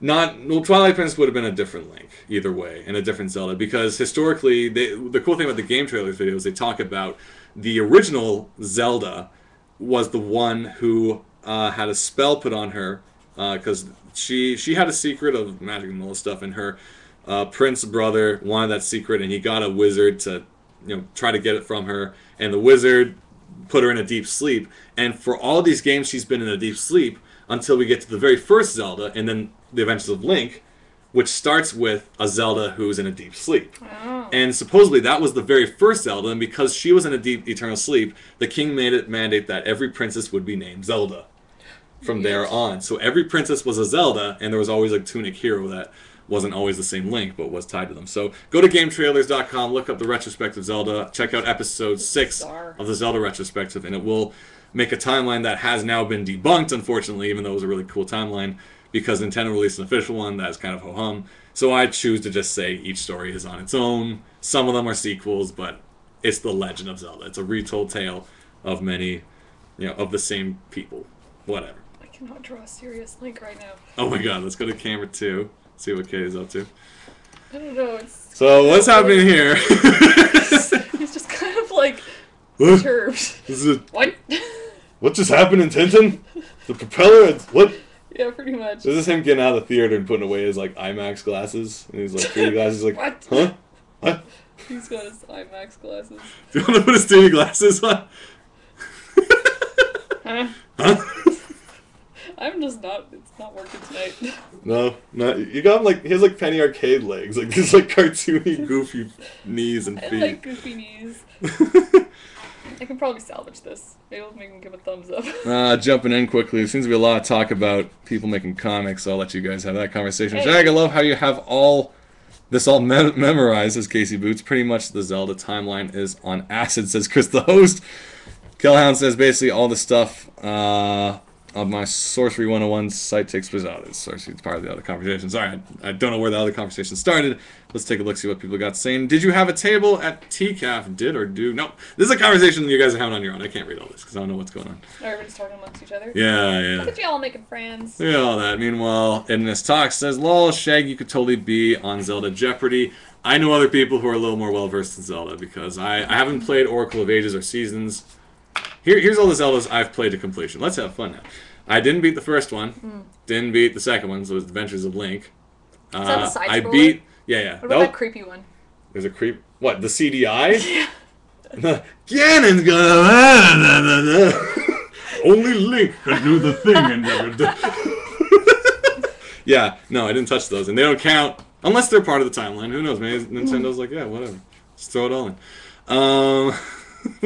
Well, excuse me, Princess. That is the most canon, I believe. Yeah, I'm pretty sure that's most accurate, Link. That's pretty cool, yeah, because I can see them after he saves. There's not much going on, so he just hates her bickering. And because the funny thing was, if you watch on The Escapist, a movie, Bob did a thing about the old Zelda, and the interesting thing was that was a very contemporary show because it was based on a sitcom at the time of this arguing husband and wife. We're like, one of these days. It wasn't like Zelda one of these days. Bang, zoom, right out of Hyrule. No, it right to the moon that's falling on Majora's. The town. Anyway, but that Zelda was a very contemporary type of like '90s or late '80s show because that was the kind of mood of sitcoms at the time. So I don't know if Mario was, but I still remember my favorite line. Bitching at each other. This bickering brother. You want my brother? My favorite line from the Mario Super Show was there's an episode where King Koopa has Princess Toadstool or Peach, whatever you want to call her at the time,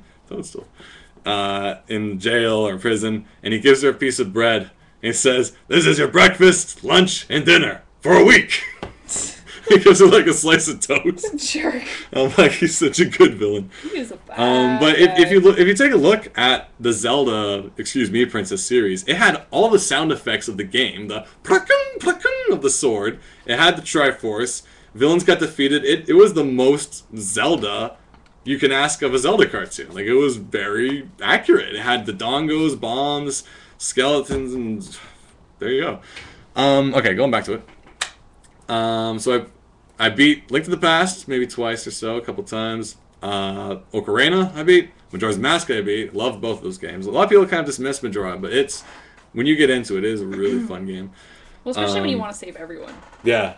Like I figured really out hard. a system of how to like solve everyone's problems, except for the people There's who one couldn't be person that saved doesn't get saved. because of their narrative. There's the bomb lady, and she needs her bomb stolen, so Kaffy could follow the bomb thief and find out where he's coming from. But because if you stop the bomb thief, Kaffy doesn't find out, and some sacrifices must be made. Someone's got to give. The Sorry, old lady. Sorry. You're not long for this world. I didn't play Oracle of Ages and Seasons. I played Minish Cap, I really enjoyed. I played Four Swords on the GameCube, which is amazing if you can get 4 friends together. Hopefully they re-bring it back for like a wireless system. I know there is a Four Swords that is free. If you have a 3DS right now, or a regular DS with the online support, get the free Four Swords game. It's the one that's based on the Game Boy Advance one, but it's absolutely free because it's the 25th anniversary of Zelda. Go get it right now because it's not free for too much longer. Haven't played that one. I didn't beat Link's Wind Waker because it got really monotonous when it's like, I really loved all the style and everything, but then right near the end, it's like, oh hey, now gather every shard of the Triforce from places you've already been.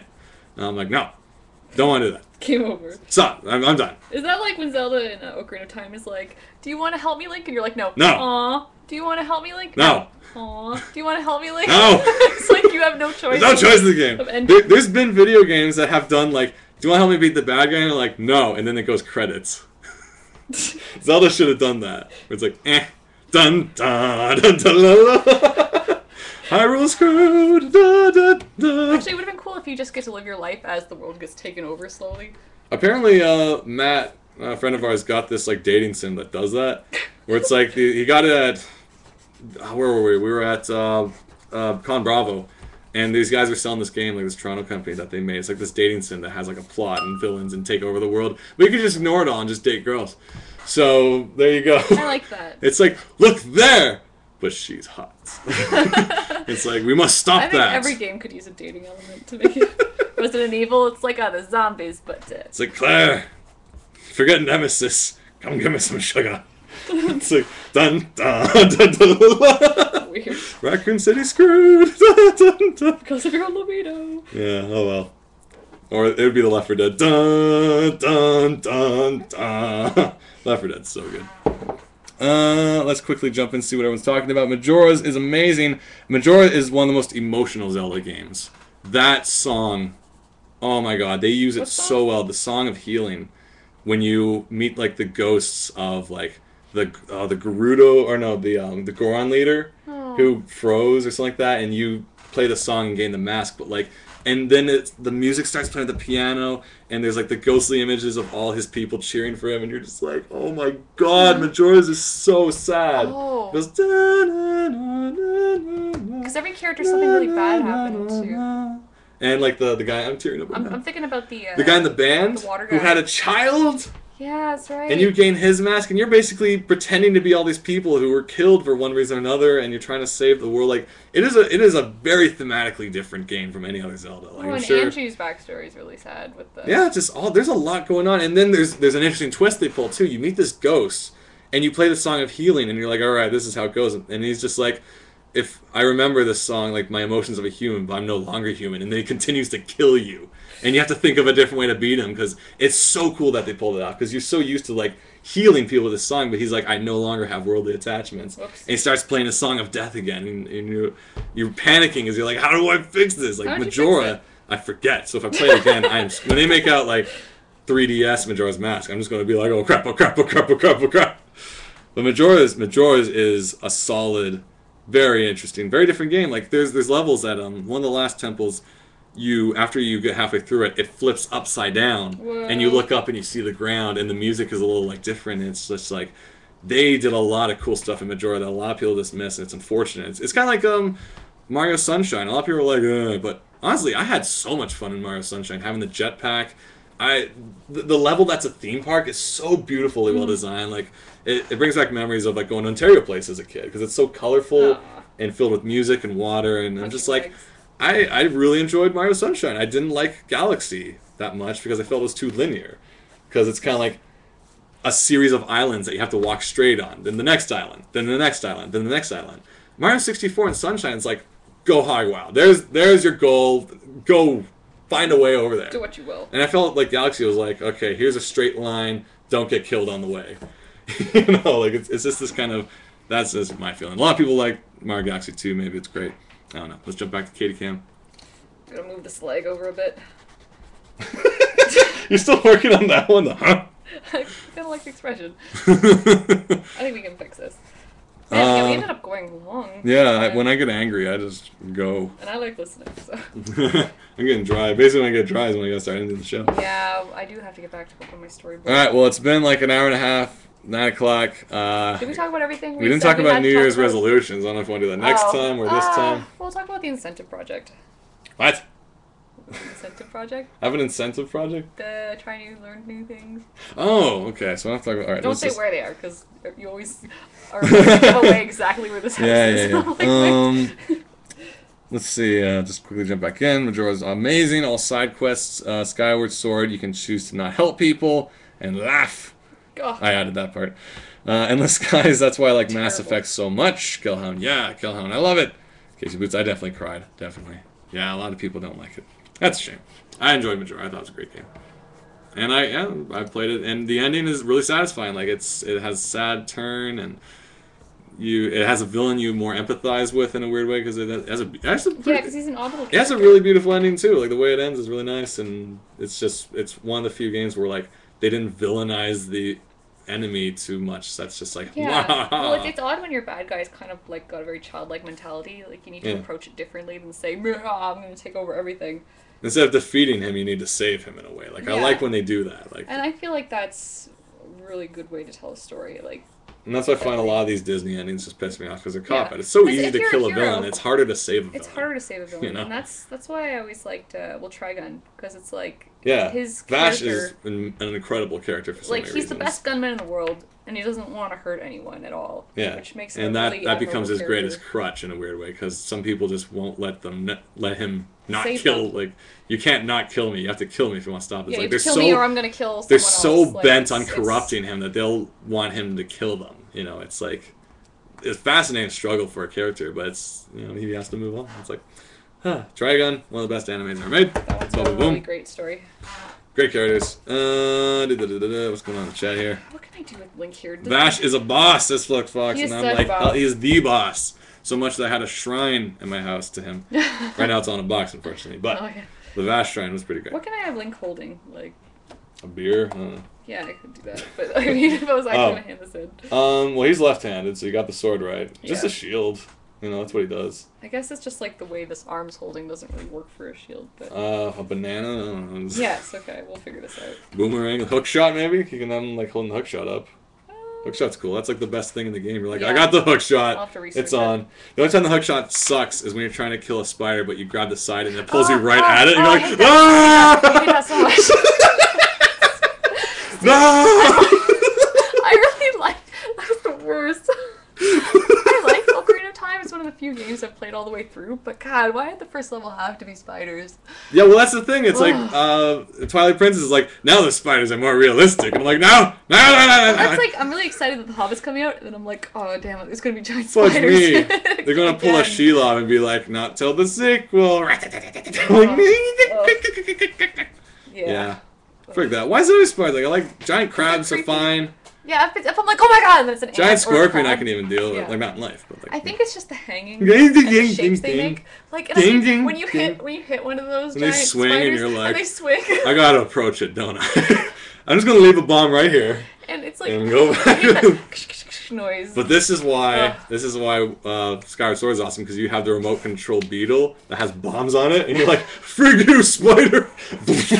Well, that's why I liked having the Link puts on his like walkie-talkie and his like eye visor, and he's like, he doesn't even need to go to dungeons anymore. Yeah, he just sends it in. He sends in like the bomb he just units. phones it in. So Link's is like outside the water temple, is just like, beep. Ganon's giving this giant speech, and this tiny little beetle walks into the room. It's like, huh? It's like one of those mouse bombs from Ocarina just coming to the room, and he's like, son of a... And Link's like outside, like, yeah! Nah.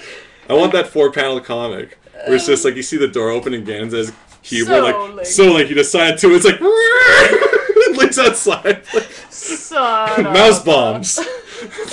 Or he's high-fiving, like, the mouse bomb lady. The girl who's always sleeping at the mouse bomb shop is like, seriously, yeah! that would so have worked. They have like stars behind them. I want that drawing now. A 4-panel comic. Done. Okay, next Christmas. Man, this is Zelda episode, jeez. Yeah, this turned into a Innes is giant calling us out. episode. Scared of spiders, are you Ron? I'm like, no, you're a fool if you're not scared of spiders. Those guys are freaky. They're freaky. Like, the little one's fine. Like, if they're cleaning up my house, the bugs, I'm like, all right, rock Yeah, it. I don't But when bug you're, them. like, Australian, screw you, spider. I don't like it. It's scary. Yeah. When you got the things that, like, you see this giant leg just behind your mirror, it's like... No. Yeah. Okay, so, incentive program, which sounds like I'm giving things away, but It I'm does not. sound, it sounds, like, serious and boring, but it's not. Let's see. Actually, quickly, Colin says, I just finished Full Metal Alchemist Brotherhood and really dug it because the character at the end, the villain, was really sad. About that. I want to check it out because I always hear whenever they make those comic series into animated series and they catch up with the author and they start making up their own stories, it gets really stupid. And apparently Brotherhood was like strict to the comic, if I'm right. So it's like they didn't do those shenanigan episodes. No Bathhouse episodes? Yeah. What? They really screwed that up with iShield 21. They had these beach stupid episodes? filler episodes. I'm like, I hate this show. It's like, they're going to find out his identity this episode. I'm like, they don't until chapter 20 something in the book. Don't... like, no. The teasing. I hate you guys. Anyway, so this year, New Year, Yeah. as we just explained, last year I feel like we learned a couple things, of course, like in shipping this book, so the Kingdom, and shipping books and making books and selling books. But a lot like of that. the year was a lot of work. All year was a lot of just kind of work and using what Yeah. we already know, and even with me and my video work, it was a lot of like even like the series for Escapist was all just kind of me using everything Same I with me in know. comics. Like, I didn't really do a lot of Yeah. studying. I just kind of... Same with boards, too. It's like I had to get the deadline done. I couldn't really study a lot. It's just do what you can with what you know, and that's not great for your brain. So this year is a year of learning in a way, and Yeah. you might think, oh, we're going to go back to like school and do something extended, No! and no, not that. And it's like, oh, well, you're Pay gonna no institution. watch some tutorials and learn more After Effects. I'm like, no, I can do No. it any day. This is learning stuff that doesn't directly seem to make any sense to me. This stuff actually learning has at nothing all. to do with art. So I'm talking like bartending school. I want to learn some mixology. I'm talking friggin' sword play, dramatic sword fighting. I'm talking guess that's knitting. I want to learn to make a scarf. This is the year of learning, Yeah. where I'm just gonna, every month I've decided I want to learn something completely new that does not necessarily directly affect my career ambition or current skill set. Basically, we want to do something that's not work all the time. Yeah. Yeah. So I want to learn basically everything that I don't really know right now, and it can help me in other ways. So like if I'm going to write about a character who's knitting, I can actually use the term crochet properly. You I know? think those are two different things. Exactly. See, this is why I need to learn it. So I see you're knitting a crochet. I am. So these are all things I want to do. What else? The list will be ever growing. And I encourage you all to do this too. Go out of your way and learn something you've never done before. Like last year, very near the end of the year, I picked up the ukulele and I learned a song. I've never played a full song on a guitar that didn't suck. So like, new skills. Yeah. That's what 2012 is going to be about. Make a Doctor Who scarf, says it is. Done. One of those But even giant better, ones. this is what I want to do. I want to make this is what I've actually wanted for a long time. I want to make a scarf that is a Super Mario Bros. Level 1 from regular Nintendo. I want a scarf that is the whole level stretched out on a scarf. That's wicked. And I'm going to make that scarf. Because I'm going to learn what all this in and out and in and out. I think our little sister Heather's really relieved that you're taking classes because she's like, he's always asking me to make this scarf. I keep asking my sister and my mom, can you make me the Mario level 1 scarf? I even found a JPEG of the whole level. I'm like, it's not that hard. So you gotta make a pattern. The problem is the pattern is like the bricks. Like black, red, orange, red, orange, red, black, red, orange, red, orange. But if I can do that, I'm like, and if I could just sit there and watch my stories, I'll just be like knitting up a storm. I'm like, oh, Dexter, you're so silly. Tick, tick, tick, tick, tick, tick. That'd be great, you know? Yeah. That's what 2000... Because also my other ambition is to watch more movies. I do not watch movies because I'm always so busy doing stuff that require my attention. Yeah, I've got a whole list of movies and books I want to... I mean, it's so sad. I don't have time to read books. I listen to a lot of audiobooks. Yeah. Like, I love listening to radio plays and audiobooks and podcasts when I'm doing something that doesn't require me to think or listen to existing audio. So if I'm editing just a shenanigans video or just animating something, I could listen and pay attention to other things. I used to listen to director's commentaries for, like, Futurama. That's the only time I'd listen to commentaries because I have nothing else to do. Yeah. I already know the episode. I'm not going to watch it. But I get to hear, you know, Futurama has some of the best commentaries of anything I've ever seen. It's got the whole cast, got the whole crew. They're funny. You know, they don't get too far off topic like some other shows. And it's educational, and honestly, just hearing John DiMaggio laugh every 10 seconds is worth it. Yeah, he's got a great voice. John DiMaggio, the voice of Bender, the voice of Waka from Final Fantasy X, the voice of Marcus Phoenix from Gears of War. He's one of my favorite voice actors. He's just awesome. Where am I going with this? Incentives. So yeah, well, speaking of, we're gonna be doing stuff. Yeah, so speaking of like the movies I haven't seen yet, I have this ever-growing list of movies I have to watch, and you know, you might be thinking, oh, Godfather, and I'm like, later. What am I looking at?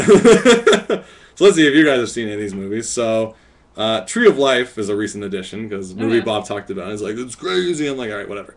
Vampire Kiss, which I think we talked about on this show, where Nick Cage thinks he's a vampire. Oh, that does sound really funny. The FP, Finishing the Game, which is a mockumentary about how Bruce Lee passed away before they finished the movie. And so they had all these other actors pretending to be Bruce Lee. Wow. Tromeo and Juliet, don't know what that is. American Psycho, Gangs of New York, The Shining, never seen the whole thing. Top Gun, never seen anything.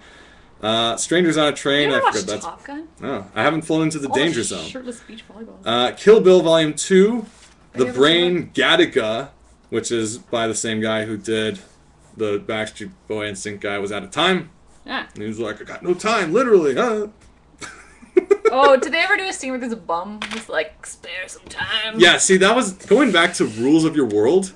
I enjoyed Out of Time Backstreet Boy or whatever the hell it's called because it was a really interesting concept. It was a great concept. The graphics worked really well. The sound effect for like the time switching works, and it's like a social commentary, blah blah blah, whatever. But like it was just fun and silly. But there's one part once again that throws me. Like he pulls once they become like renegades. He pulls over a car and he's like, I don't know if it's like you got the time or like give me your watch, all of your time. Like it's some kind of people joke. Have watches? No, but it's like it's some kind of joke that outside of that world it makes sense to comment on it. Like ha ha ha. Yeah. But when you live in the world where time is your currency, you're not going to make a time joke like you got the time. And then it winks at the camera because it's important to you. He's like, and then I got an arrow in the knee.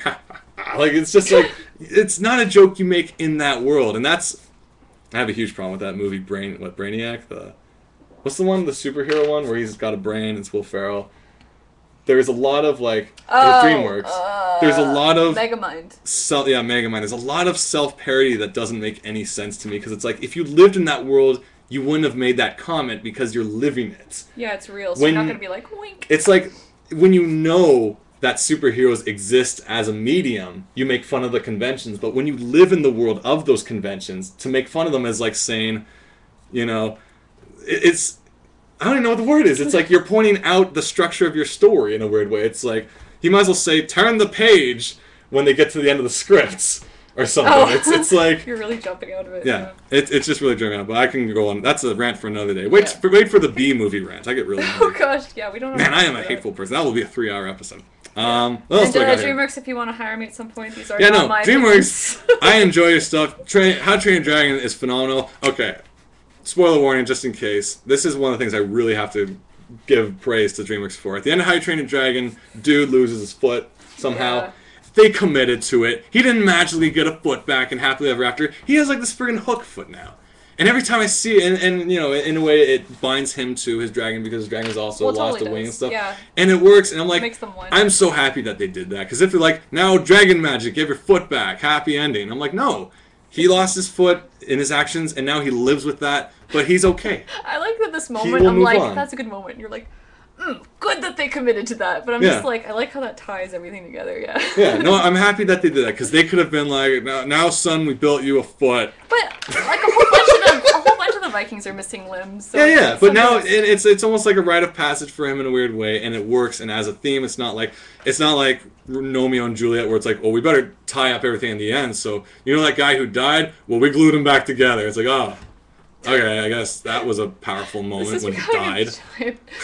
Oh, yeah. Because think about it, like, the dude, sorry to spoil, but screw it. The dude gets shattered, and that was a huge moment. You're like, shit got real. Like, no, bro, dead. No, what? bro. Now war is happening, and it makes sense, but it's like at the end, he has to dance, because at the end of children's movies, you gotta dance and sing a song. Yeah. He has to dance, and he's happy, and everyone's happy. I'm like, dude's dead. You guys have to live with that. You don't just go, oh, hey, he's fixed. He's like, alright, no. No. There's a price to pay.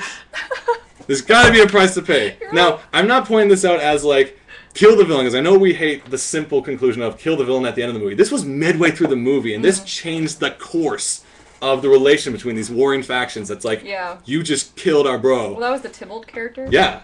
Which it ties in the story, and it's like, that was wasteful. It was really well done, but then in the end, it's like, hooty too, it's the curtain call, we don't want people to be sad, enjoy the movie, kids, buy more popcorn. But I mean, if you treat it like a... Okay. Okay. Well, by that though, okay, think about like Little Shop of Horrors though, where it's like, spoiler, if you haven't seen this old movie turned musical turned movie. I very much enjoy it. It's a story about some Martian plant that this... You're really good at summing. Alright, quickly, Little Shop of Horrors, the premise that a dude is down on his luck and he lives in the Skid Row, crappy part of town, and he's head over heels in love with this attractive girl, Audrey, but she's dating this abusive guy played by Steve Martin, which is brilliantly, he's a dentist, a sadistic dentist, and basically he eventually finds this plant, because he's like, they run a plant shop, and it's this little talking plant that then wants to be fed, but it won't take water and food, it wants blood, and it starts growing and eventually wants to eat people, and then Rick Moranis, who's perfect for the role, this little nerdy guy, starts feeding the plant like people and stuff, and then the plants grow and start to take over the world. Now, the original musical ends, that happens. Yeah. The world got taken over by plants, all the main characters got eaten. It ends on a downer, but because it's a play. But because of the play, the last song plays and all the characters come out, it's a curtain call, and we're like, oh, there they are, and it's like, alright, cool.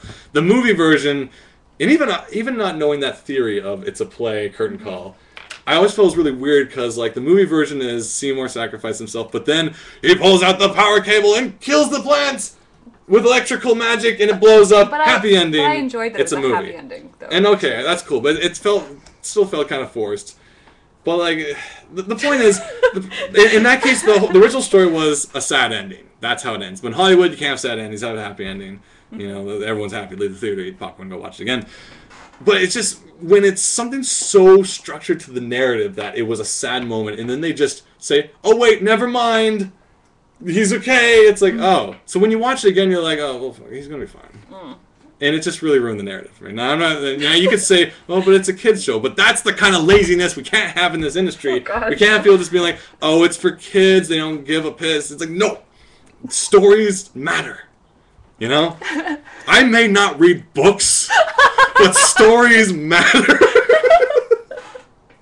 Oh my god. And I get passionate about this.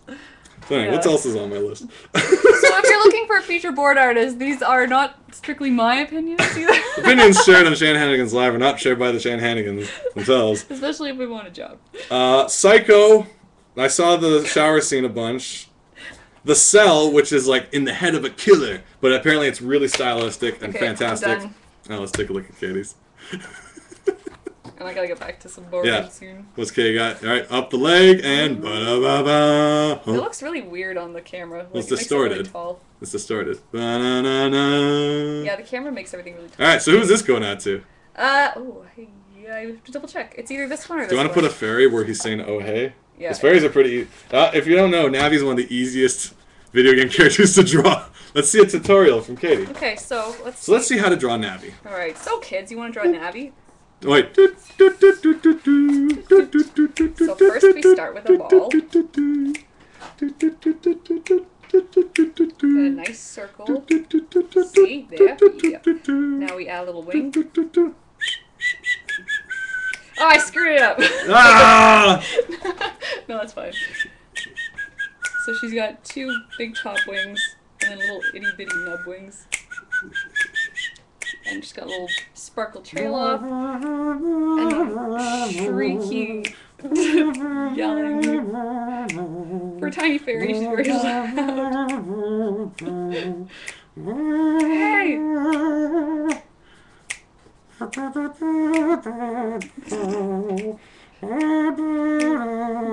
It's like credit music. Okay,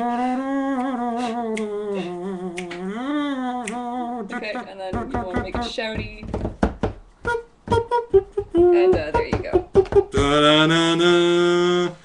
And that's how you draw Navi. Yeah. You've actually been drawing Navi for a couple of years now. Huh? You've drawn Navi on many occasions. I have. You're getting really good at it. You know, the reason I went to school and the reason I pursued a career in animation is because I was like, I just can't draw Navi as good as I want to. I haven't seen Gremlins. Eagle versus Shark. You're not going to read your entire movie. God of Cookery, The Signal, City of God, Amadeus, Transporter, Everything is Illuminated, Adaptation, Being John Malkovich, Fast Food Nation, Carrie, Equilibrium. Wait, no, I watched that. That had Gun Kata. It was fantastic. What a horrible movie. Factory Girl, Double Dare is a stunt documentary. Paris Je T'aime, which has a really funny Elijah Wood sequence, which is beautifully done. Vampires. The blood is really interesting to look at. Topsy Turvy, Natural Born Killers, The Network. That's where the guy goes, and I'm damn angry, and I'm not gonna take it. Invasion of the Body Snatchers. Slacker, Elevator, because the name is amazing. Doomsday, which is that movie no one saw, which had the people in black and white all like, Attack of the 50-foot... No, almost done. Attack of the 50-Foot Woman, which you have like a mug around here. Oh, yeah. Snoop Dogg's Hood of Horror, which is like a horror anthology that Snoop narrates, apparently. Oh, interesting. I'm looking forward to that. The Gods Must Be Crazy, where a tribe of natives find a Coke can that falls from the sky, and they go, ah! And it's probably really funny. What else we got here? Dirty Love, Blue Velvet, Pontypool, They Live, which is a John Carpenter movie where the guy's like, put on the glasses! And he starts punching them because he won't wear the sunglasses. What? Wet Hot American Summer, I don't know what that is. Dazed and Confused, Detroit Metal City, which is the live-action version of DMC. Let's see, there's a Japanese documentary called Udon. Elvira, Mistress of the Dark, which I think is like a docudrama of Elvira, but it's like a movie about it, I think. The Vampire Who Admires Me, which is the funniest Japanese cover of a video I've ever seen. It's got like a swim team, and then there's a vampire who's like in the background with his eyes wide open. It's the freakiest thing. Twilight? Maybe. It might have not been that movie though. All I know is it's got the funniest, freakiest vampire I've ever seen. The Taste of Tea, Executive Koala. That was cute. Good Night, Good Luck, District 13, which is parkour, Reversal of Fortune, American Psycho, which I might have mentioned before, A Dirty Shame, Gunner Palace, Boys Don't Cry, Munich, In Search for Dr. Seuss, What About Bob, We Live in Public. Dude, there's so many movies. You could just be reading every single movie. No Logo, People vs. Larry Flynn, The Peanut Butter Solution, Screw Cupid. Oh my god. The Great Happiness Space, almost done. Coming to America, The Cake Eaters, Heathers, Super Crocodile vs. Mega Alligator. Oh, don't see that. No? Delete. Well, there's Giant Shark versus Monster Camp and Wild Hunt. Yeah, that's about everything. It's a lark movie. I'm gonna go over there and just read all my comic titles for you guys. So, if you guys have any suggestions, add to my list. Well, there's one. I got a text from Chris saying, hey, listen. No. I hope he's like, shut up. Stop talking about movies. Alright, so I think it's about time to wrap things up. We got a drawing. Skyward Sword. Fee is much worse than Navi. Doesn't she sing at you? She's like, who? You call that singing? Well, that's like how she just listens. Any last things people want to say? Amadeus with exclamation mark. Amadeus. I saw Doomsday. What is Amadeus about? The cover's like a guy like.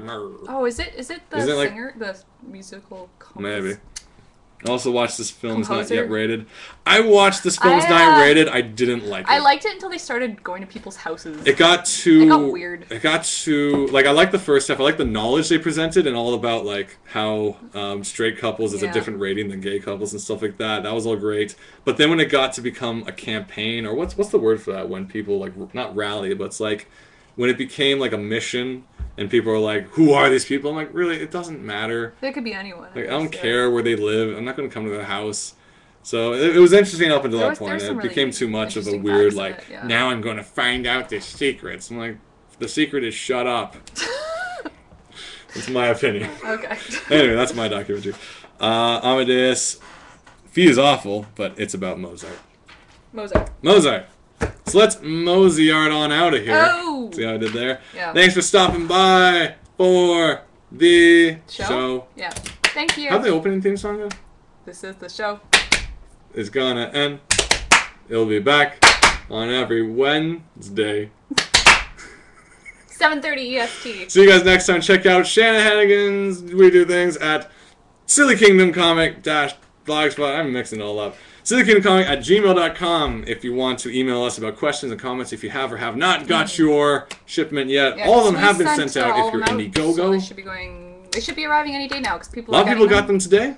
A lot of tweets, a lot of comments. Thank you all very much for hanging out and enjoying those comics. Check out the website. Listen, my mind is so angry. SillyKingdom-comic.blogspot.com, and then you can always follow us on Twitter, KTShy. Or Shaggy Shan. Any other announcements? There's cons coming up. Check out our. We might be going. I think we're still going to C2E2. We're going for the deep dish. C2E2 Chicago. If anything, we're going to eat some pizza. Yeah, and it's going to be worth $300 flights for that pizza. Thank you. Better be a good pizza. Madam. We'll be back every Wednesday, 7:30 Toronto Eastern Standard Canadian Nanadin time. Bring your questions, comments next time, and we will have some drawings. Hopefully you'll learn, and hopefully you'll have a chuckle or two. Shanahanigans Live is ending when I press this button. Any second now.